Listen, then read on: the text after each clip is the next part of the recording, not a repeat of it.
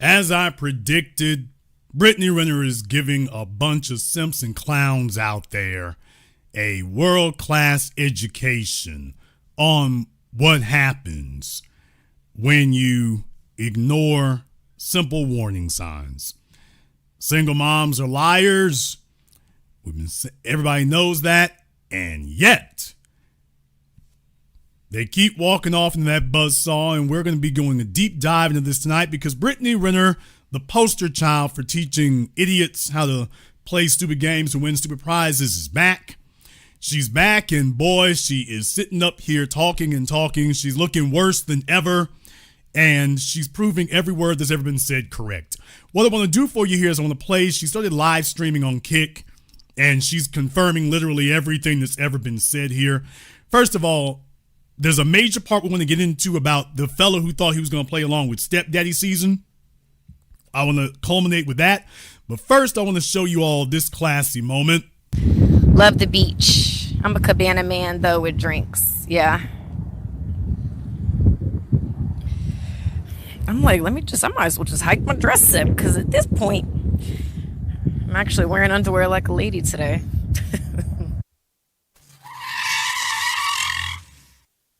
Yes. Yeah. How classy. Well, wife material, if we ever saw it. By the way, excellent mother material.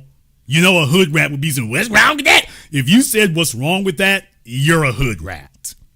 So, yeah, classy. Super classy. Wonder if I should move the camera back just a little bit. Like just a tad. Hold on. So, yeah, sometimes you have to get 3 hours into something to see somebody's life as a train wreck. And then there are other times it just the moment they start talking, everything just goes left. So we're going to skip through this here quickly because Brittany thinks she's on the road to reinventing herself. And it's not like me to kick somebody when they're down, but they're right there by my foot. So she wants to let you all know that her money is great. No financial issues or anything else like that. I think she's a natural streamer. Thank you. I'm a professional yappa baby. I love to talk. But all is well. How's it going? Everything is great. I mean, just had a beautiful day. I tried to stream yesterday at the gym. And now I see why people have these, I think they're called TVU backpacks. I see why that's such a cheat code. But I'm still early in my journey, so an expensive backpack like that will come a little later. But I tried to stream at the gym. I wanted to be able to start streaming my workouts, but I did not have any service at my gym, so I was like, all right, maybe I need to go find a new gym or get my yoga mat, get some dumbbells, and then just work out wherever. You all remember what it was like when you were in high school. Y'all remember that little cute chick back in high school. I mean, back in the day, she looked like this, you know. This is Brittany Renner when she was younger. For everybody who doesn't remember or whatever, it's been a decade and a half.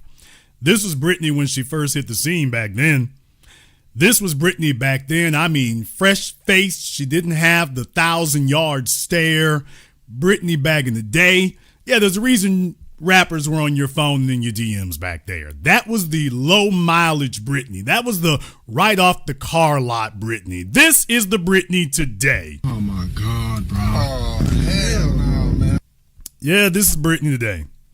I mean, all the miles, a few collisions, some flood damage, a theft or two. And yeah, the miles are piling up. So after all this time, the money done run out now. And now she's just lumping and clunking her way through life is what it is. So we're doing this retrospective as a teaching moment. This is not a beating up on you moment. This is a teaching moment. This is a teaching moment because, boy, you done come a long damn way. She's come a long way from this right here. Let me go ahead and zoom in for a second here. Yeah, Brittany, you done come a long way from this to this today. Yes, sir. What'd she say? She was in too much of a hurry to put the makeup on, or maybe the Sephora people wouldn't loan it to her. And yeah, the miles are showing. The road miles are showing. So it's rough right now. It's super rough right now. So she's trying to figure out how to get things together. She's thinking about stuff, but all she can do is really think about it because paying for it is out of the question. All right. Brittany in this video gives you a little bit of background about her. So in case anybody was wondering anything, this explains so much. This explains so much about her when you hear this. Now, Brittany has recently had to move because remember when females blow up their lives in one city, they have to just move they're exiled. They have to exile and move to a whole different state, whole different side of the country. So she was East Coast, then she's West Coast, then Atlanta. Now she's moved down to Mississippi. And she wants to tell you all about that. Where I'm at. So I am in Ocean Springs, Mississippi. And if you guys have actually been listening to the news, you would know that case with, I think his name is Nolan. I don't know his last name. His name is Nolan. He's from here. So we're from the same place.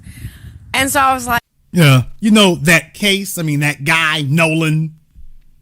So for a heifer who sits up here with her black scent and black cosplaying, by the way, yeah, she's so in the paint, y'all. She's so in the trenches that it's, and his name is Nolan or something like that, you know?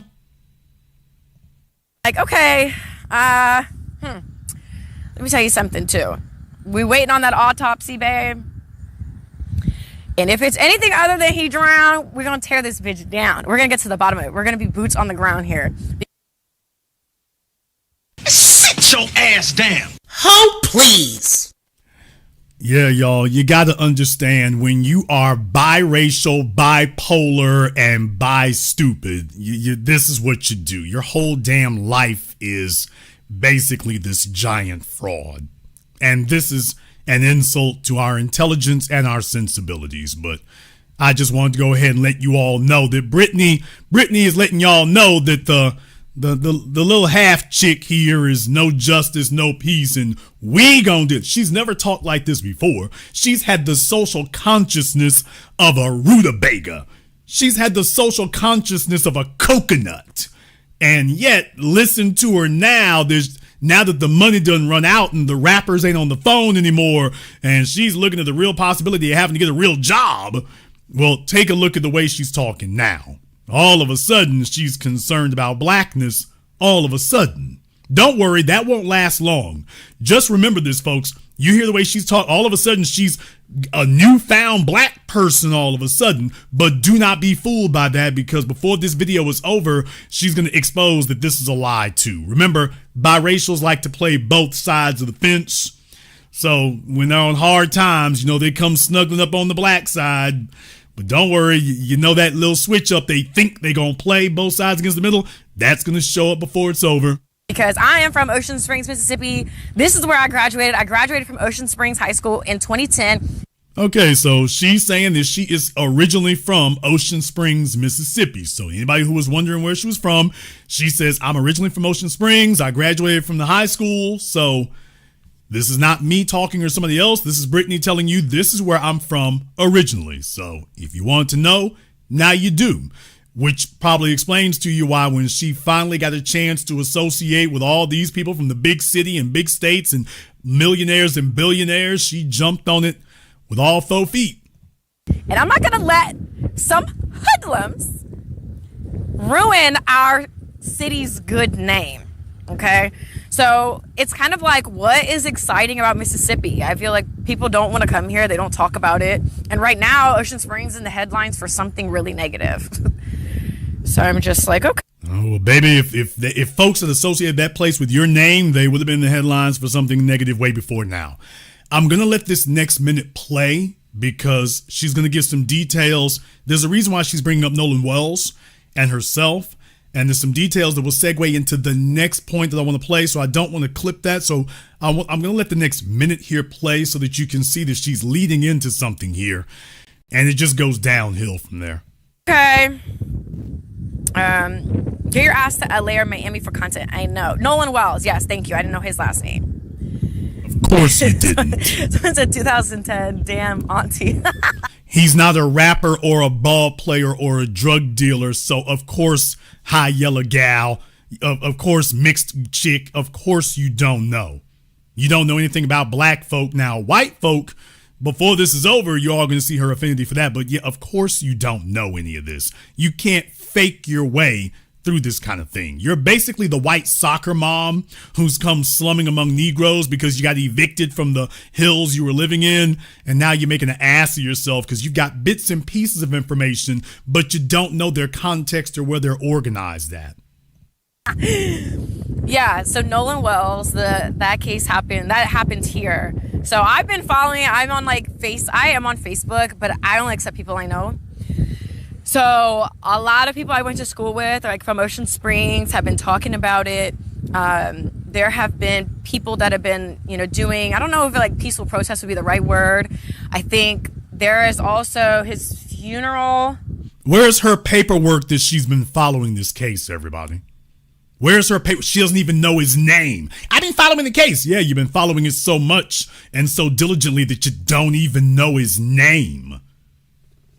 So where's her proof that she's been doing that? This is what I like about the internet era. If she had proof that she was doing this, then she would have just gone ahead and somebody would be able to find it.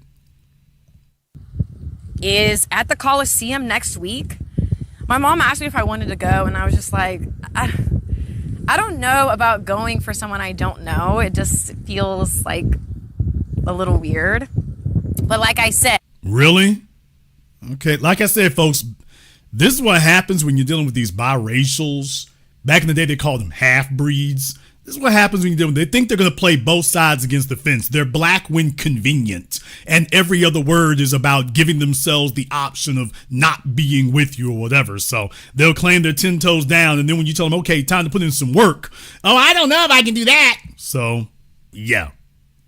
The same warnings we gave decades ago. As I said, if you want a real-time example of it, just wait for a real-world example. Yeah, here it is. She's just the latest piece of proof. Anything other than he drowned, babe? Yeah, we boots on the ground. And what's actually crazy is people have been talking about the judge. Like, oh, one of the kids involved in it, his stepmom is a judge. And so after me and that rat went back and forth on Instagram after she hopped in the Shade Room comments, I had filed when I moved here to Mississippi for a child support modification because I was like, yeah, I'm not about to do all that back and forth and then not put that paperwork on you. So I did file here in Mississippi, and I represented myself. And she was the judge that dismissed my case. Oh my God, bro. Oh, hell no, man. So in case you were wondering, that's right, folks. Brittany Renner is a 3-time loser. So I think originally from the Carolinas, then she jumps to Los Angeles. She's basically venue shopping. That's illegal to go venue shopping.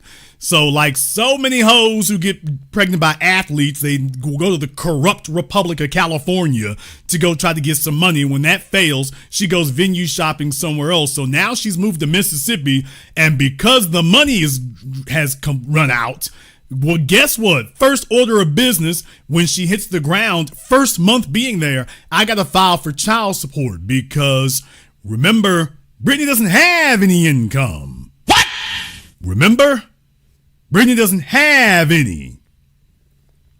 That's not me saying it. That's Brittany. Remember, she was the one who said that. For those of you who don't remember, Brittany was the one who told the courts that she didn't have any money. Remember? Her lawyer said that. Her lawyer said that. This right here, as y'all remember, I brought the documentation. For those of you who never saw her child support petition in Los Angeles, her attorneys filed this, which you see on your screen. Petitioner, that's Brittany Renner, her retainer has already been exhausted by the work completed in this case. Petitioner, Brittany Renner, does not have consistent income other than the $5,500 in child support that she currently receives. Damn! Now, those are the words of her attorney in California as related by her.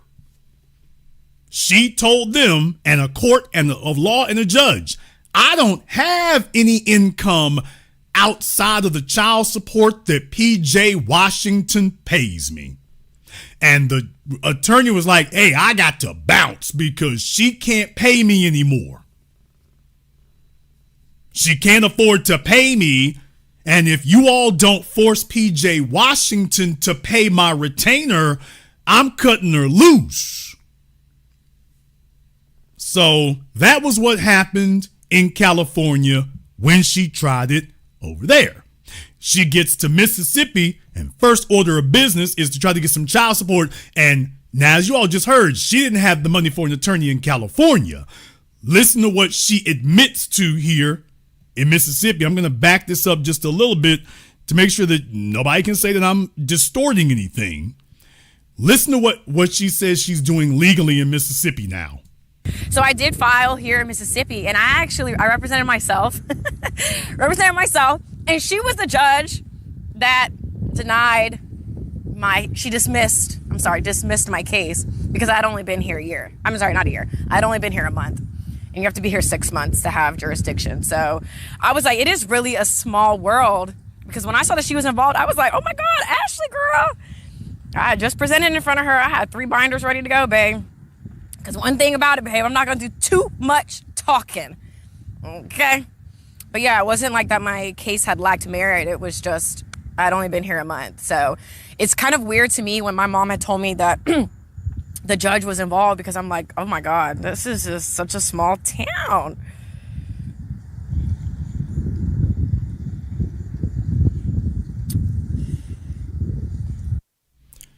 Yeah, you all heard that. Representing herself. Let me back that up. It told me that the judge was involved, because I'm like, oh my God, this is just such a small town. What do they say about people represent themselves in court? But yeah, so what is that saying about people who represent themselves in court? I don't know. I just feel like, for me, I love my son, and I will do anything for him. Except get a job and get some work and actually be a decent, upstanding citizen. But your Barbie, I will do anything for him. So yeah, it's like, I was in the library, whatever I had to do, it was me and ChatGPT against the world as well. So that's right, folks. Brittany Renner filed this child support on her own. She can't afford a lawyer, so she's filing the child support case herself. So anybody who thought that we were exaggerating or the situation's really better than this, no, it ain't. PJ Washington cut her off at the knees, and now she's representing herself in Mississippi court for child support. Everywhere she goes, it's child support, child support, child support. A woman with a job and an income doesn't have time for this. Furthermore, they don't have interest in this. But this is what it's come to. I'm not saying that to beat up on you, kid. I'm just saying that, by the way, that's the way it goes. Let me go ahead and let this keep playing here. But yeah, it was a good experience. We'll be back later. So in other words, she got there, and as soon as she got there, she filed for child support. And they said, wait, we know you starving, but yeah, you can't file for child support if you only lived here for a month. You got to live here for at least 6 months. So she's like, okay, well, I'll see y'all around New Year's. So she's already letting y'all know that she's trying to run the hustle. It didn't work anywhere else, but okay.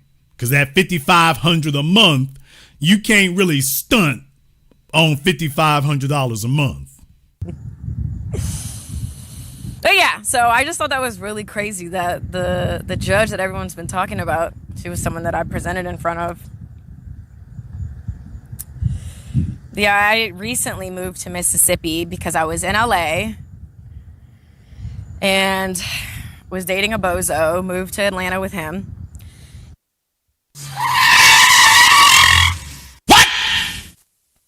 Oh, I was in LA. I was dating a bozo. She was dating a bozo? Okay, which, first of all, Brittany has to narrow it down. Which bozo are we referring to? Because it's hard to figure out which bozo she actually means. Hard to tell. Although we all have a pretty sneaking suspicion that we know, got a pretty good idea which bozo it was. I got a feeling that Brittany, was it this bozo right here? The one you were booed up with is now he's a bozo?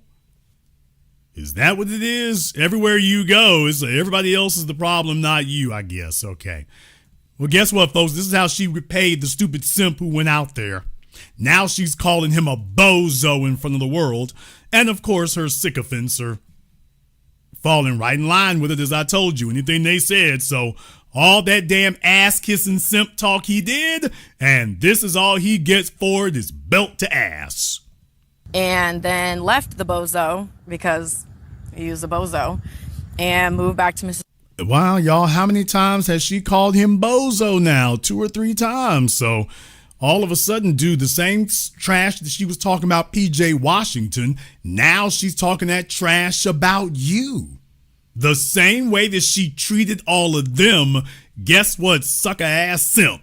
She's treating you the same way now. Yeah, I recently moved to Mississippi because I was in LA and was dating a bozo, moved to Atlanta with him. And then left the bozo because he was a bozo and moved back to Mississippi. So that's kind of where I've been since. And my goal is to move back to LA, of course. LA is my home. But this is where I'm at.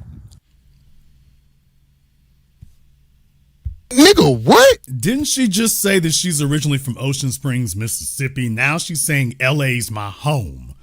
So what that really means is that she's desperate to try to prove that she has residency in Los Angeles, because that's the only way you can get off in PJ Washington's pockets, but you couldn't make that work. So basically biracial, bipolar, bi-stupid.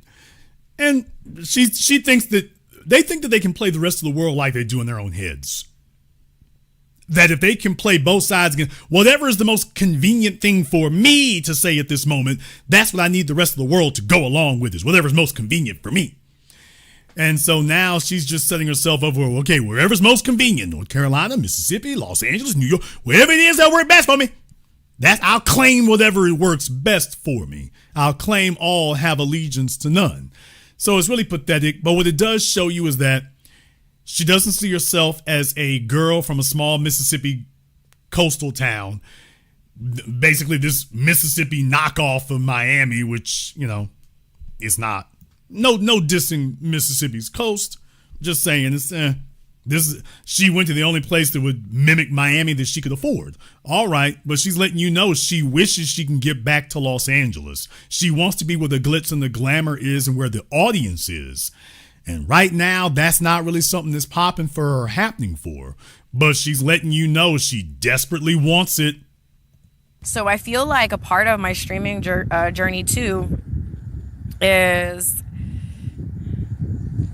I don't know what that means. What is mod? You were saying want to be mod. Streaming journey. How many of us who started streaming call it a streaming journey? Streaming journeys, weight loss journeys, spiritual journeys.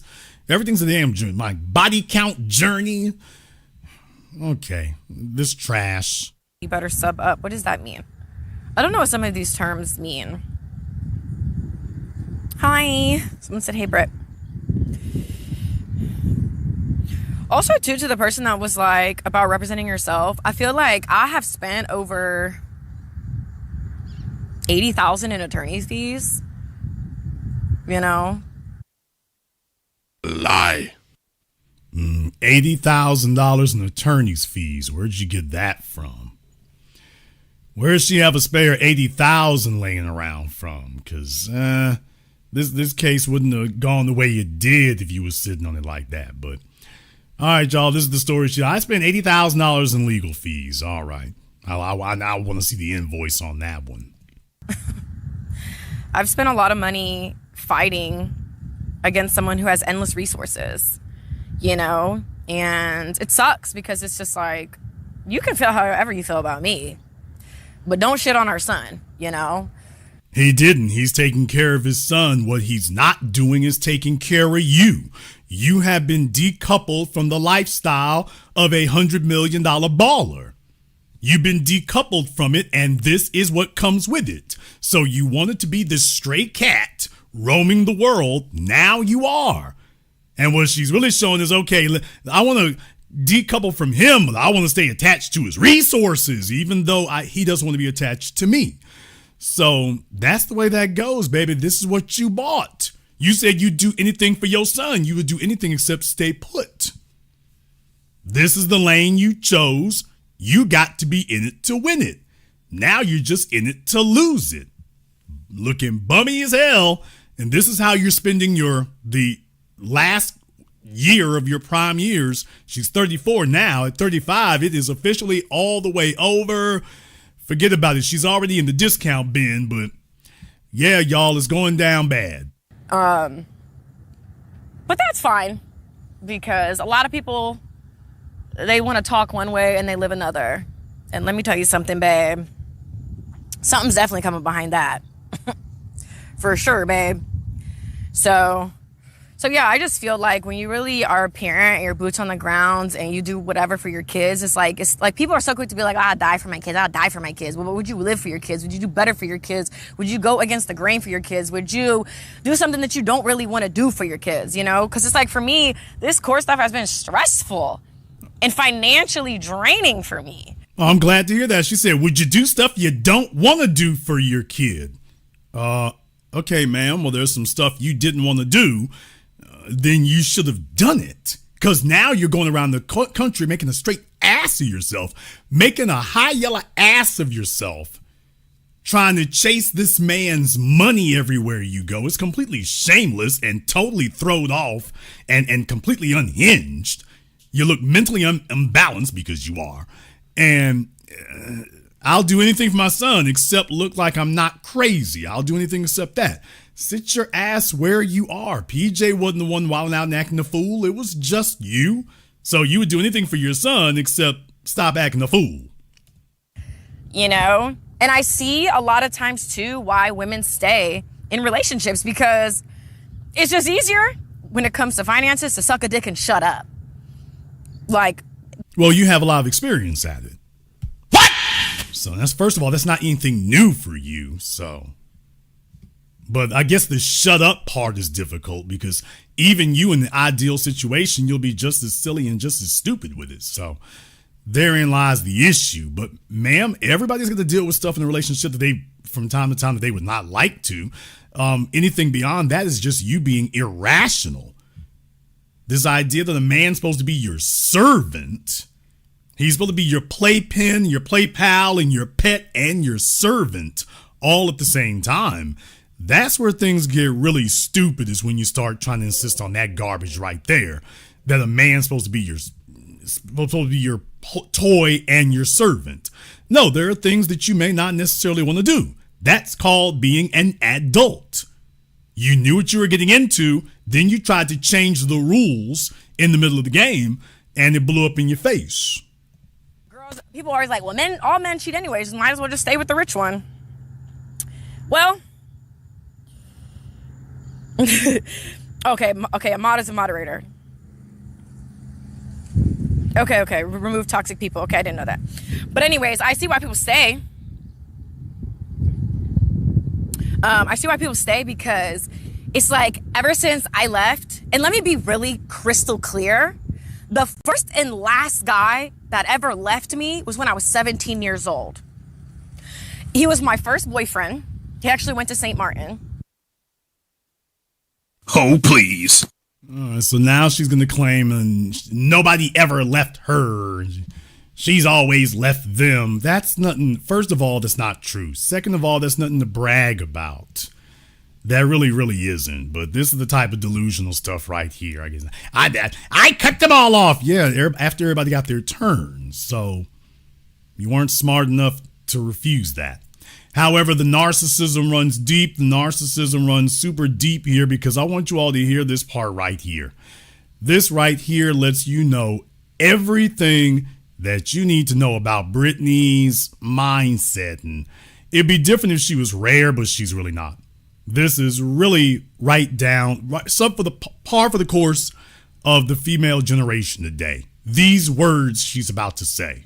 To be, addressed. But like I was saying, I see why women stay and suck a dick and shut up. Because for me, I'm Brittany Renner. So baby, if I got it once, I can get it twice. If I've never gotten it, I can get it. You know?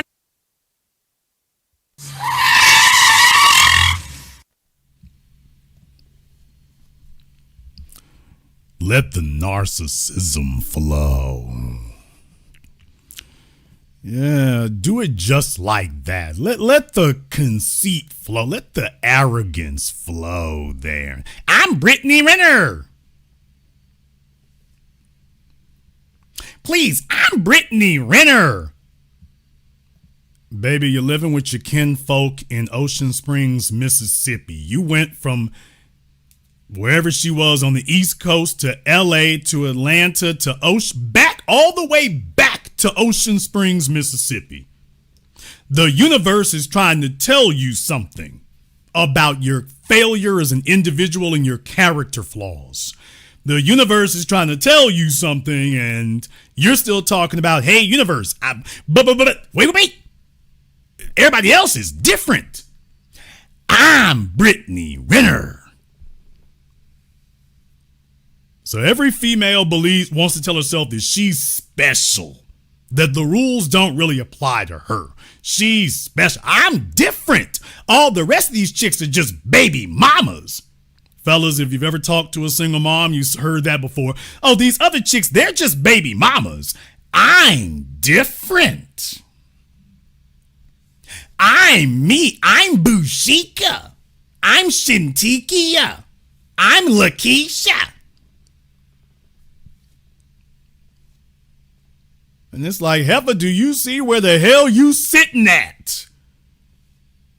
What about this right here is balling out? What are we doing? So they're just letting you know. That's right. The narcissism is real.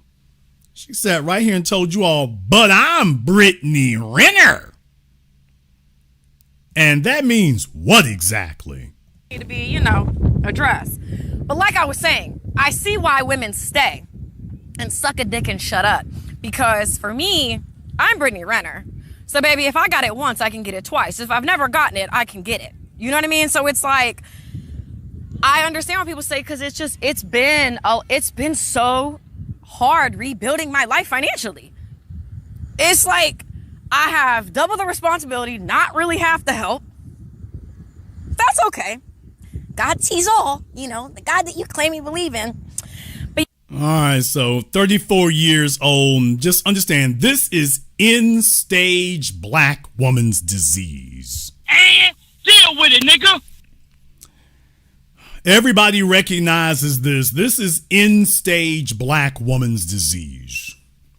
When they are finally having to come to the grips that whatever pull, whatever powers, whatever influence they had back when they were in their 20s and they were smoking hot, back when there were no blemishes, no wrinkles, no road miles, blank slate, back when you had abs.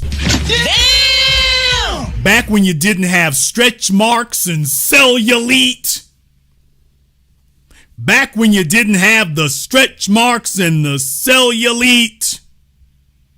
That's what back in them old days, you're still looking in the mirror and telling yourself that you still got it. And it's like, no, baby, that was a different female. That female is long gone. Long gone. We know it is much loved and much missed, but you're not there anymore. There's a different person sitting here taking up her space now. And you've squandered your resources. You've squandered your resources. And now you're having to deal with that. So you're looking back in the old days, back when you could have done anything you wanted to. That young gal from Ocean Springs, Mississippi, had the world sitting in front of her. She had everything sitting in front of her back then. I mean, you want to talk about fresh-faced? This right here is the very definition of fresh-faced. And you had tattoos on your back then. Damn! So the writing was already on the wall or on your back. So now she's sitting here reminiscing about powers that she used to have and abilities that she used to have and influence that she used to have and how things used to be. She's talking about that. What she's not talking about is what she's actually able to do. That's the issue. Now, I want to go ahead and let this play here because this is the part that everybody's been talking about. This is the part that everyone's been talking about. And so I want you to go ahead and hear this because this is delicious to see that, by the way, the sucker ass simps who stood appearance, they gonna save the neighborhood hoe or whatever because she was the sexiest thing you've ever had access to. This is where they go ahead and trash you clowns, and I am so happy to see you get trashed. I really am. Yeah, so, yes, I left every time. Because one thing about it, two things for sure, you got to think about it. If I'm so head over heels in love with people and I care about them, I have a baby for them, or they beat in every chamber of my heart, and all of a sudden now, I just don't care anymore. What you think happened? People just don't wake up and stop loving people. Not like that. Bipolars So do. for me, it's like, oh yeah, baby, I'm not about to waste another second. Because it's like, for me, my devotion runs so deep that once you show me what it is, I'm going to show you what it ain't. And what it will never be again.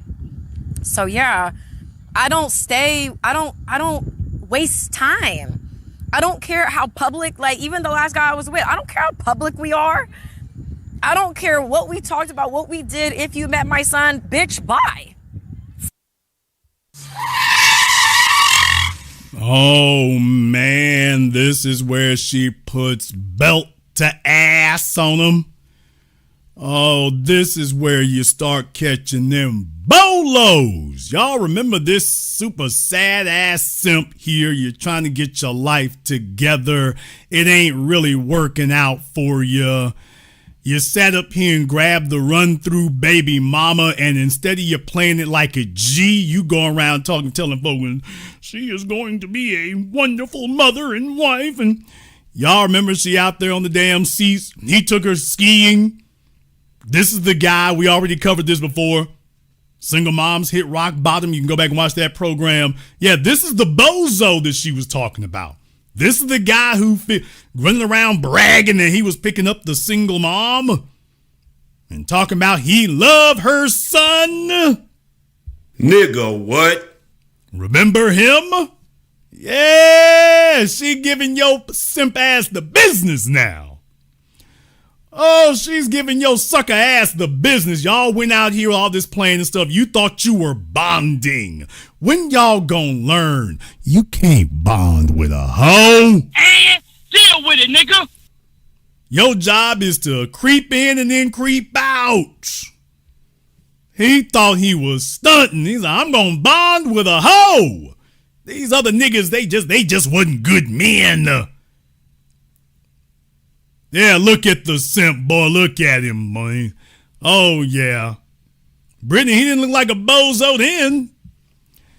He didn't look like a bozo then. See, what happens is these cats sit up here and y'all think nostalgia is a killer. She's not going back to this, bruh. The road miles are in. They are in. They are set in the wood. Ain't nothing you can do but sit there and look at it now. Well, yeah, y'all, the super sucker ass simp sat up here. I mean, he just went all the way out. he went all the way out and he's like, oh man, let me get the kids and we're going to take them to the park. And let me throw this picture up here right quick. And deal with it, nigga. Oh, there he is, y'all, with PJ. This fella here thought he was going to be Russell Simpson. Not Wilson, but Simpson. Oh, he got Brittany Renner. He got PJ Washington's kid on his shoulder. Bruh, when you let folk take pictures, let me tell you, to the fellas out there, when you let people take pictures of you with another guy's kid,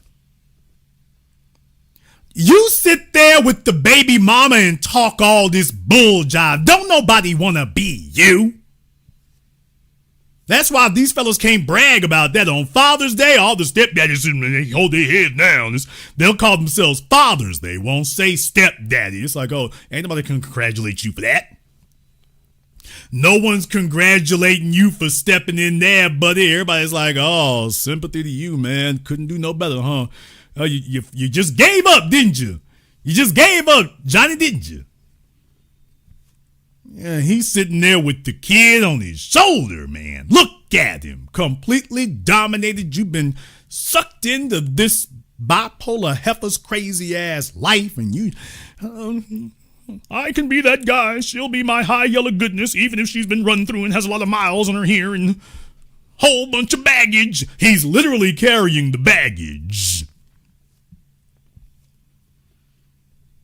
And the killing part about all this is that, like all these simps out here who decided they were going to try to commit, he thought that there was an unspoken agreement. All you sucker ass kissing simps out here who sat up here and gave away everything, signed on the dotted lines.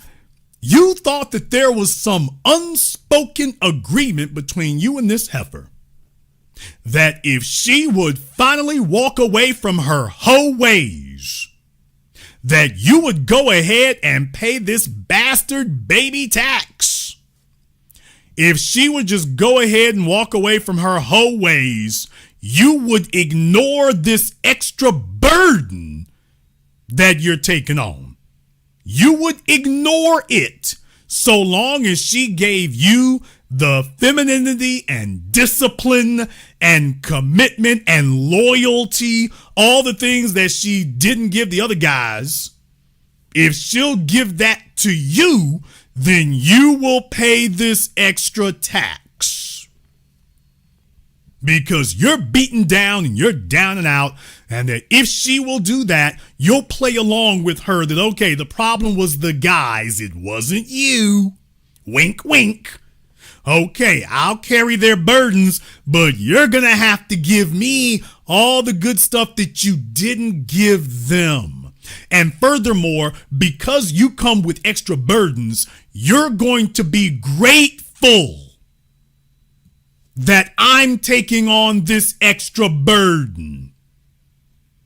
Because I'm showing you. I'm showing you that I'm serious. So you're going to be, at the very least, you will appreciate the fact that I stepped up when baby daddy stepped out. And this is what the hell happens. These other guys who have no options, they sit up here and say, well, if I'm willing to overpay, you see, my options are low. So to the ladies, you don't have to change anything. I'll go ahead and I'll outbid these other guys. And yes, that's the one thing that me and Brittany Renner can agree on. This clown's a bozo. And deal with it, nigga. I mean, bozo, and remember his partner bozo was out there with. This guy is both of them. Yes, sir, indeed. You are Bozo the Clown.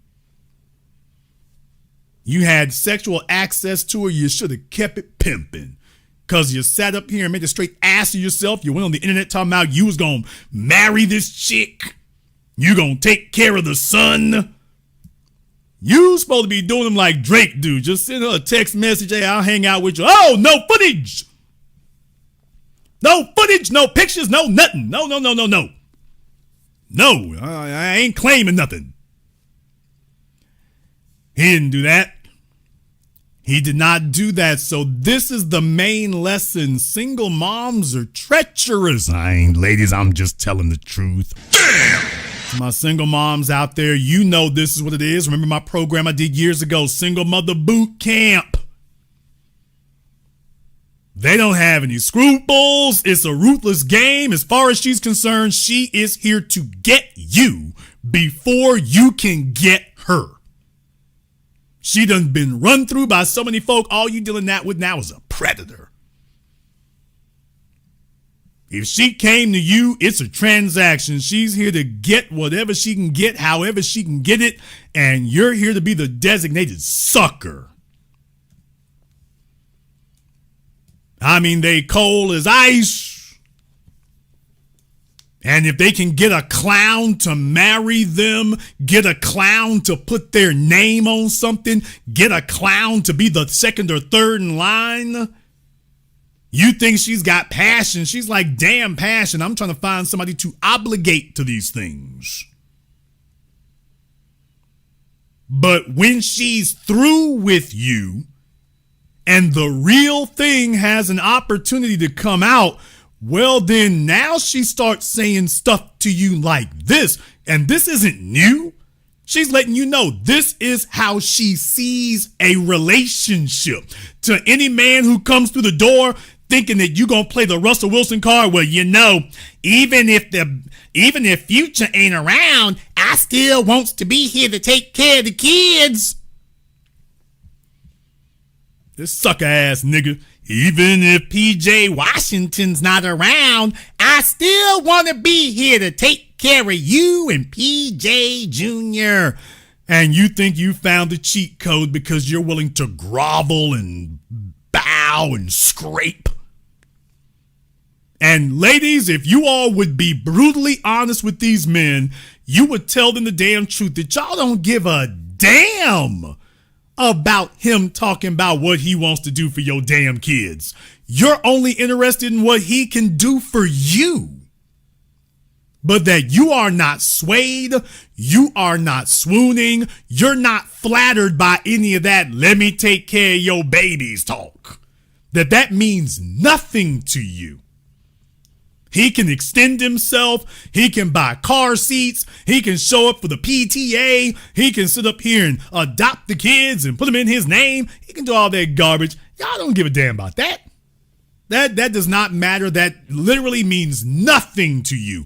You want it to mean something to him because you want to have as many hooks in him as you can to obligate him, but it ain't because it does anything for you. So when she says this right here, from the bottom of her little black disease, radioactive, toxic heart, this is what she means. I don't waste time. I don't care how public, even the last guy I was with, I don't care how public we are.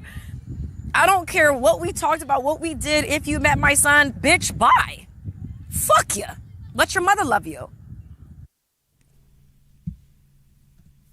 She did this nigga dirty. She did him dirty, y'all. Take a look at him, y'all. He got out there on the slopes with her awkward clown ass. He got out there talking about we building a family. Did y'all just see how she just did him? She did him dirty. Do y'all realize how much venom there was behind that?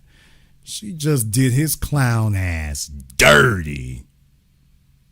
She didn't just say it didn't work out.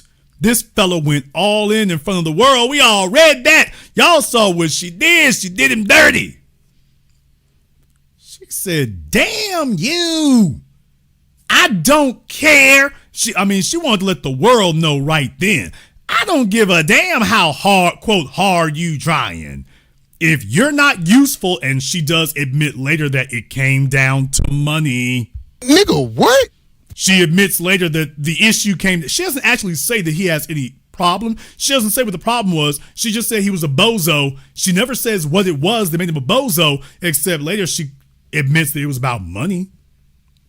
And he went out here doing all this daddy dearest, daddy daycare stuff. And he thought he was winning some sort of preferential treatment or winning some sort of respect with her. And y'all see what the hell she did after he did all this. She doesn't have a good word to say about him, about all that stuff with her son. She's sitting up here dogging your ass after that. She doesn't say, well, at least he cared about my son. At least he wanted to be a father figure. He wasn't the kind of guy I could really rock with like that, but at least he was a good influence. He wanted to. She ain't saying none of that, y'all. She's just sitting here working him. She is just sitting here working him over. I'm like, dude, you did all that. You jumped out the damn window. You sat up here and, oh, I'm going to take you out and hold the hoe's hand. And he's going to do all that. And she just said, man, look here, I'm putting your ass down in front of the world. That's her final report on all that damn sucker stuff you was doing. You sat up here and extended yourself and jumped out the window. And there's so many others of you out there like him. Please. Oh, I just want to say, by the way, there are so many others of you out there like this. I mean, you looking to get booed up, you sitting up here taking care of the kids, you putting their name on your insurance, and you trying to sit up here and load up the damn car. Because somebody else's leftovers, you're ready to commit because you are just so tired of this dry spell you've been in, and you telling yourself you're going to do something slick if you sit up here and play baby stepdaddy. If I just take the leftovers, then the chick will realize she leftovers and she'll appreciate it. And man, look here. Once she broke away, she was like, damn you. I don't care. But y'all know what the answer is. She's in her head. People are going to be saying, but he took care of your son. I don't give a damn. You saw my son and spent time with him. So what does she think about all these men that she brings around her son? It doesn't matter how committed to the situation they may be. She's letting you know, I don't give a damn how this affects my son. This is about me. And I'm just saying, this is just the one who isn't saying it behind closed doors. She speaks for all single moms. Brittany speaks for all single moms. She speaks for all of them because they know, and tell the truth here, you know full well, yeah, that's what it's about. It's about what am I going to get? It's about what am I going to get? And do not think that if you sit up here and bring up about your son, she's like, damn, my son. I don't care about that. You think you earning brownie points with me for taking care of PJ? Nigga, I'm Brittany Renner. Oh, please. Remember? Jason, where's this arrogance come from? Well, she already told you. Nigga, you've already gotten what you're going. I'm Brittany Renner. I'm doing your ass a favor just being with you. I'm Brittany Renner. You should be honored to take care of my kids. That's what she on. I don't waste time. I don't care how public, like even the last guy I was with, I don't care how public we are. I don't care what we talked about, what we did. If you met my son, bitch, bye. Fuck you. Let your mother love you. I don't care about what we talked about. Now that line right there means something. So in other words, he was talking about future plans and what we gonna do. And she's like, I don't give a damn. Listen to me very, very carefully. Females in general are very notorious for breaking their word. Ladies, this is a cancer of female culture today that really needs to be broken. Females today are very infamous for breaking their word. Females don't like to get a word from another female because, you know, you can't trust her. Men hold each other to their words. Females don't because that's not a good thing, ladies, by the way. So what she's telling him is that I don't care what promises I made. I don't care what I told you I would do. I don't give a damn about none of that. None of that is binding. I don't care what I said. I don't care what I promised. I don't care what I led you on to believe. I don't care what agreements you think we had. Those are null and void right now because I say they are. Now, that right there is what to let you know you're taking on obligations. And what she's saying is, I can walk out on obligations at a moment's notice. It doesn't matter what we said before now. It's over when I say it is over. It's done right then, right there. Now, the real question here is, why would she believe that? Huh? Yeah, people are cheating so much. And it just like cheating in different ways too. It all comes back to that. And I feel like I'm letting this play for a moment here because there's something in the chat replay that I want you all to see. That right there. For those of you who might have been wondering, why do I have the chat replay playing where you can see it? This is why. If you want to know why it is that even though Brittany looks radically different from where she started, I mean, things are getting ugly now. If you want to know why it is that Brittany still thinks that this hasn't really affected her value, that message that you see over there on the side of the screen, you see that. This kind of stuff is currency, especially to narcissistic, self-absorbed, conceited, vain females. And I know most of y'all are saying that's most of the population. Stop. I mean, you're right, but still. Take a look at that.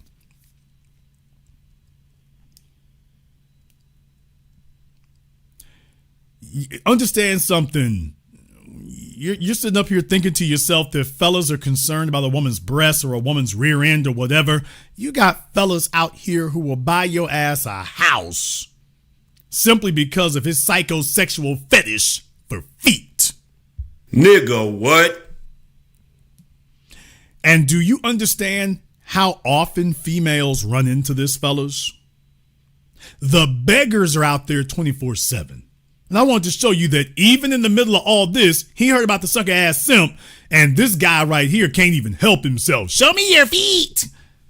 I mean, you all can see him at home with the pizza boxes and stuff and sitting in his unwashed underwear. Show me your feet.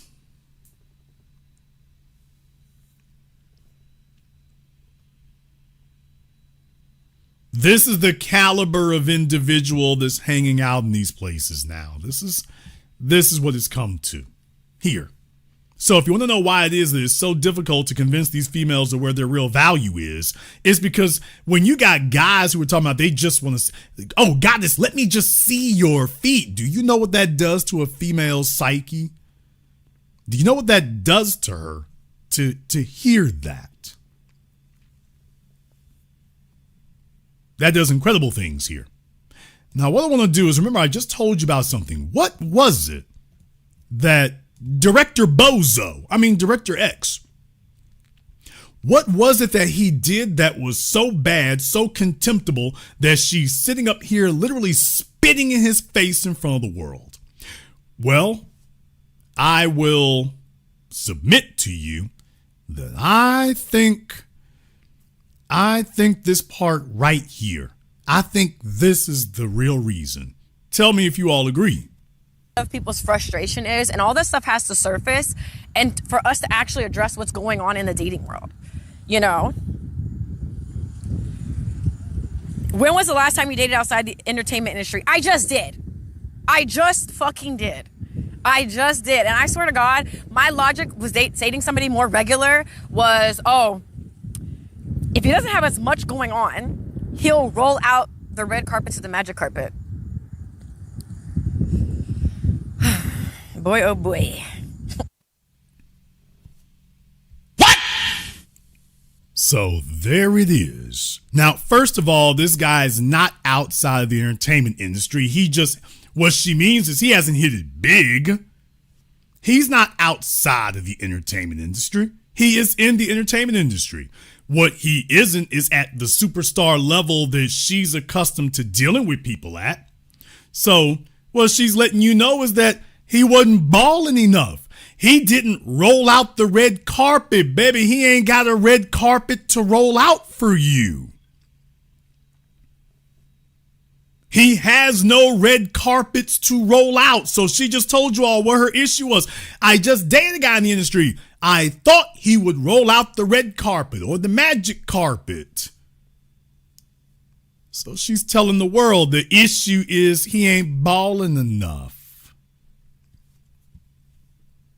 The only thing he can do is be a regular guy. That's what she says. She hasn't said anything negative about him. She hasn't said what negative character traits that he mistreated her or anything else. He hasn't rolled out the red carpet. Baby, you're a 34-year-old single mom who's been run through by the rap music era of the late 2000s, or the late 99 to the 2000s. Thank you, Juvenile. Baby, ain't no red carpets rolling out for you. This is delusion that there's a red carpet waiting for you after Drake and everybody else has done had their turn. That there's a red carpet waiting for you. So she's letting you all know the issue that she had with Director X is, dude, the money ain't thick enough. The dollars ain't thick enough. You don't have a red carpet to roll out. But what goes into her thinking, such as it is? What goes into her thinking about what kind of guys that she should talk to? Or more importantly, how she meets them. So let me let you all hear this directly from Brittany herself about how it is that she meets men. And furthermore, why she's not going to, what she doesn't do to meet men. And it's pretty much what you all would expect. It's the same as every other female out there today. She doesn't have any special pipeline or any special access. Brittany Renner is fishing in the same lake that all the other females are. How do you meet the men you meet? Friends, events, apps? I met them through friends. Most of the guys that try to talk to me, they slide in my DMs. You know, like, that is how probably 98% of the guys that I've, like, talked to, that's how they found me. Damn! And there it is. Brittany is not meeting men in the real world. Brittany is waiting for them to come to her. She's about to say this in just a moment, that that's the only way that she does it. But for anybody wondering if she has some special ability, special pull, special access, special influence, special places that she goes, she just sat here and told you 99%. So basically everybody. She waits for them to come to her in her DMs. And you know who's showing up in her DMs? Fellas looking for your feet. What? That's where she is doing that because she thinks she has the advantage there. But yeah, to anybody who thought she has some special access, no, she is fishing in the same stream that all the rest of these chicks are. She's fishing in the same place. She doesn't have any special access or ability. She's right there with the rest of them, fishing in their DMs, seeing what washes up on the beach. Sometimes it's a starfish, sometimes it's an old tire. So this, what I've been saying forever, I'm just glad that she's actually admitting it, because this is the case for pretty much all of them. She is no different. She is no different from the others. They're all waiting for the low-hanging fruit, a PJ Washington or somebody like that to slide in their DMs so they can scheme on. What she's letting you know is ain't no PJ Washingtons in the DMs anymore. As we said, that was going to be the last one you're going to get, Brittany. That was it. And that's why she's so angry with everything after that, is because nothing after that is reaching that level, because it can't.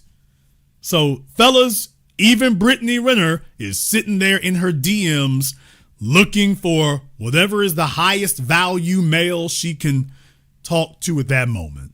And right now, what she's letting you know is the DMs are dry. On Instagram. Instagram is like Christian Mingle.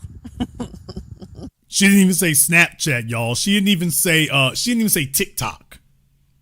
That's how you know you're getting old, Brittany. See, Brittany, if you were in your early 20s, baby, you'd be talking about TikTok. You'd be talking about the messages on TikTok. She's talking about the messages on Instagram. So, not to hurt nobody's feelings, but by the way, you're showing your age already. Yeah, maybe 4 or 5 people I've met in person, and then we got each other's number. I prefer that. And what I actually hate is when people see me in person and they don't come up and speak to me, and then they'll DM me. Because I feel like meeting someone in person, you really get to feel their energy and just see them for what they are before you see their Instagram. And I think there's something special about that. I really do prefer that. So I think that's what's irritating to me is a couple guys recently, they DM me and oh, I saw you from across at the club. Yeah, I was shaking my ass having a good time. You could have came up to me and said hi. And now it's just you look scary as fuck. I can't take you seriously. And that recently just actually happened too. I was living my life.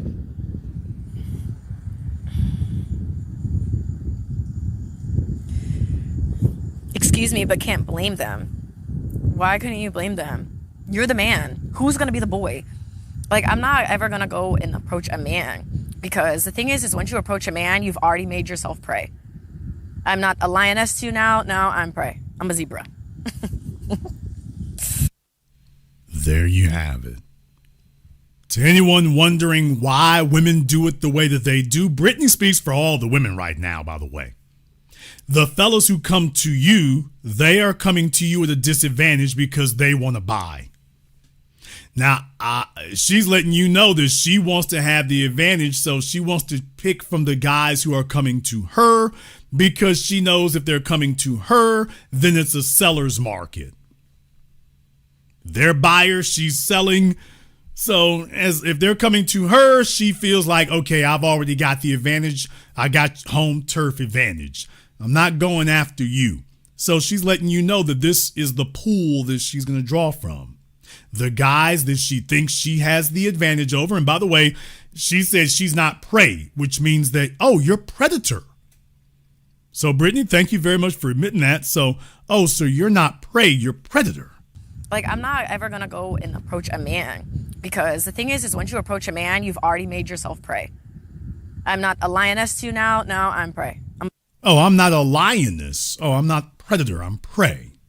Oh, okay. So Brittany is actually messing up and saying the quiet part out loud. Fellas, you can sit up here and tell yourself, well, that's just Brittany. Well, didn't you say she's messed up, Jason? No, this speaks for female culture, period. This speaks for female culture, period. If they have that kind of advantage, they don't back off of it. They start tripling down. Not a little bit. They go all the way in. So she's letting you know if she has the advantage, this is what she's going to use those powers and that advantage for, is to be the predator. And she's looking for prey. Hey, PJ Washington, you big ass dummy. That should tell you a lot right there. Okay. Let's move forward a little bit here. And I know we're going in depth, but there's just so much to learn about this. She was asked a question, and this will be the last thing that we get to here. She was asked a question, and I really do think that this is prescient because her background, where she comes from, and remember that pro-black stuff that she seemed to be talking at the beginning, Tell me what you think after you hear this. So that's kind of where I'm at with it. I got sand in my mouth. Chewy. You like white guy and black guy? Yeah, I like both. But I was gonna say something. My intrusive thoughts. Shut up. Yeah, I haven't had that many experiences with white guys though. How many white guys have I been with? Maybe 3 sexually. If she says 3, the number is probably 9. Oh, please. We just wanted to let y'all know all that faux pro-black talk she gave at the beginning, yeah, that went out the window real quick when somebody asked her about white dudes. She's not going to publicly close that door. Number one, because they've already had her. I'm sure a bunch of them did, especially back in college, or she was sitting outside of a college. So, yeah, y'all, by the way, so much for all that pro-black talk she was giving. Oh, don't worry. It's about to get a lot worse. Not a little worse, a lot worse. Because you see, Brittany, the problem is attention is a drug. Attention is a drug. They can't get away from it. And I'm worried about playing this next part because I don't want YouTube to whack me for a copyright strike. But this is Brittany at the beginning of this latest video where she is looking, run down and rugged. And oh boy, she is just looking all kinds of rugged in here. It's not so great. It's not so great. This is the beginning of the video. And this is how it introduces here. Fair use, by the way. I'm going to play this because I'm probably going to get copyright dinged. I just don't like getting those notices. But listen to what you're about to hear. This is the beginning of the video. From Southern Mississippi to the big stage I'm singing on tonight. Hey, gorgeous. And sometimes butterflies still get me when I'm in the spotlight. Hold on, y'all. And some people seem to think that I've changed, that I'm different than I was back then. But in my soul, I know that I'm the same way that I've really always been. Woo! 'Cause a Mississippi girl don't change her ways just 'cause everybody knows her name. Ain't beheaded from a little bit of fame. Still I wear my old cap, riding my kids around piggyback. They want to know me all around the world. Woo! But y'all are still a Mississippi girl. Woo! All right, let me explain something to the fellas out there. You got to watch out one of these half-breed chicks who sits up here and listens to country music or this wacky stuff right here, and she knows the lyrics, which means that this is on her phone. Folks, she knows the lyrics. She didn't just find this song yesterday. By the way, it's Faith Hill. She didn't find Faith Hill yesterday. She knows the lyrics. She's sitting here, wilding out, y'all. She's rocking out. So when you get with a biracial, triracial, mixed chick, they sitting up here playing country music. They're playing salsa music. They're playing mariachi music. They're playing reggaeton. They're playing, whatever is for K-pop. What? When you get one of these mixed chicks and she's playing music, what does Faith Hill know about our experience? No disrespect to Faith Hill, but I'm just saying, okay, what do we got in common with Faith Hill exactly? What do we got in common with Faith Hill? So I just first and foremost, remember, we just covered her talking about white dudes. In case you thought it wasn't connected. Well, here's the chick who claims she doesn't have much experience with white men.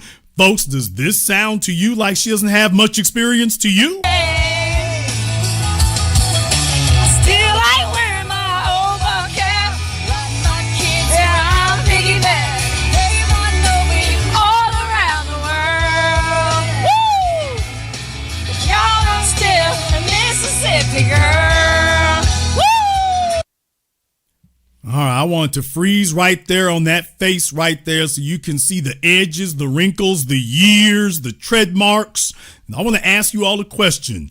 Would this Brittany Renner on your screen, this one right here, the fresh-faced one, the one that had abs, would this Brittany Renner, the one with Drake in her DMs, would this one ever have been singing country music? Oh my God, bro. Oh, hell. would this Brittany Renner on your screen, this one, you know, the one from the Tumblr days when it was the one who had the fellas all over, would this one have been singing country music? Do you all think? Would this one have been busting out her country music albums and her Faith Hill and her Tim McGraw and whatever else? You all tell me, would this one have dared do that?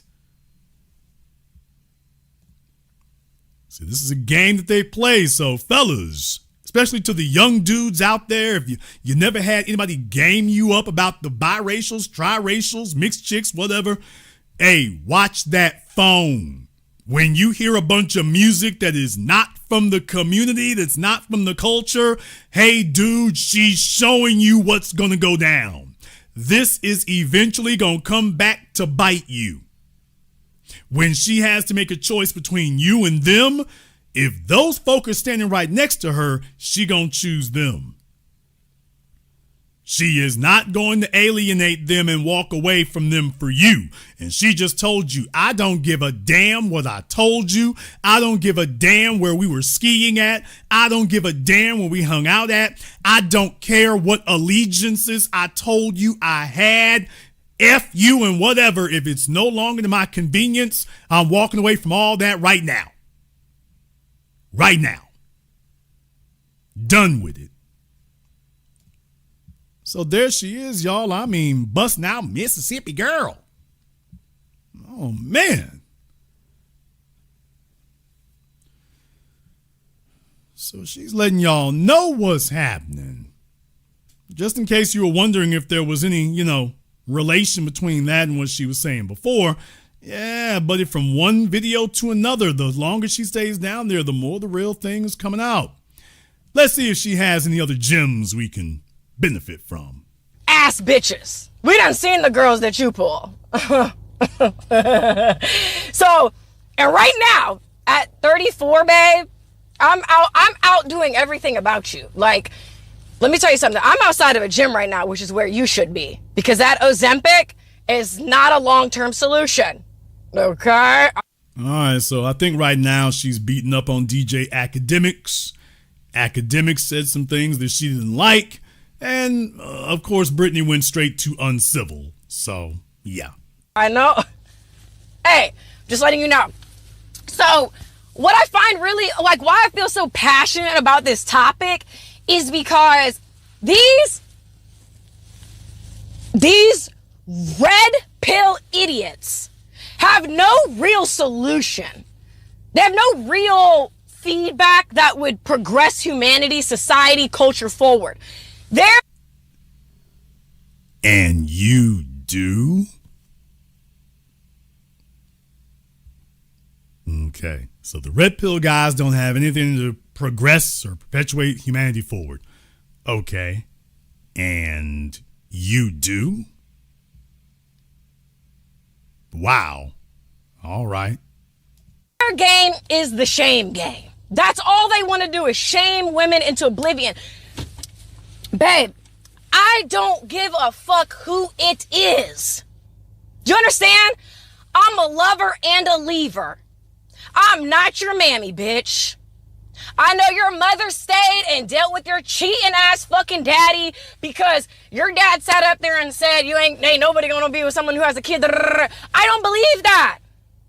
Okay, as she sits there alone in her car with no one to take care of her and the kid. Yeah, I don't believe that. Meanwhile, she's literally living it. So, there's that. Let's skip forward a little bit here, folks. By the way, yes, Jason, you got notes. I got a ton of notes. Listen to this next part right here because the cope is simply off the scale. She wants to let you all know that even though she's had to go back to Mississippi and whatnot and start all over again from zero, and she's hitting folks up for child support because the money ain't run low, the money is run out. She wants to let you all know that, by the way, she has progressed to the stage where money don't really matter to her.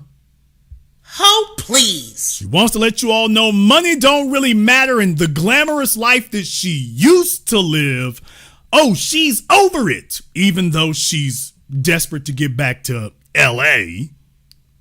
She wants to let you all know that all that glamorous rich life stuff is overrated. Life. And I understand if I was willing to take shortcuts, it could be easier. But I want a life that's meaningful. I drove the Bentley. I had the credit card. I've been in a multi-million-dollar house. That shit is not what it's cracked up to be.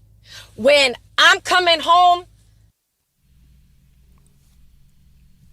I want to say this right now with all due respect. I'm not saying this to roast her. No, I'm serious. I'm not saying this to roast her. I'm not saying this to diss her. I'm not saying this to shame or belittle you.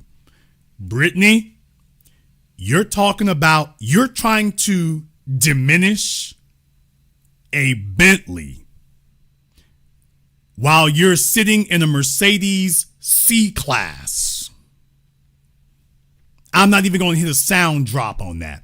I just want you all to understand something here. She's sitting in a 2022. If my car dealer eyes serve me correctly, now she's going to start covering the car up. She's sitting in a 2022 Mercedes C-Class, trying to diss a Bentley.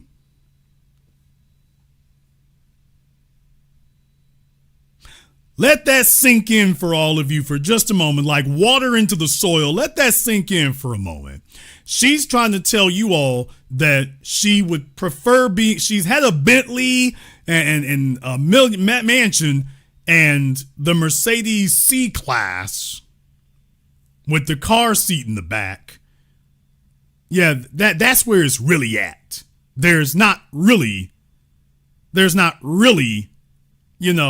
any difference.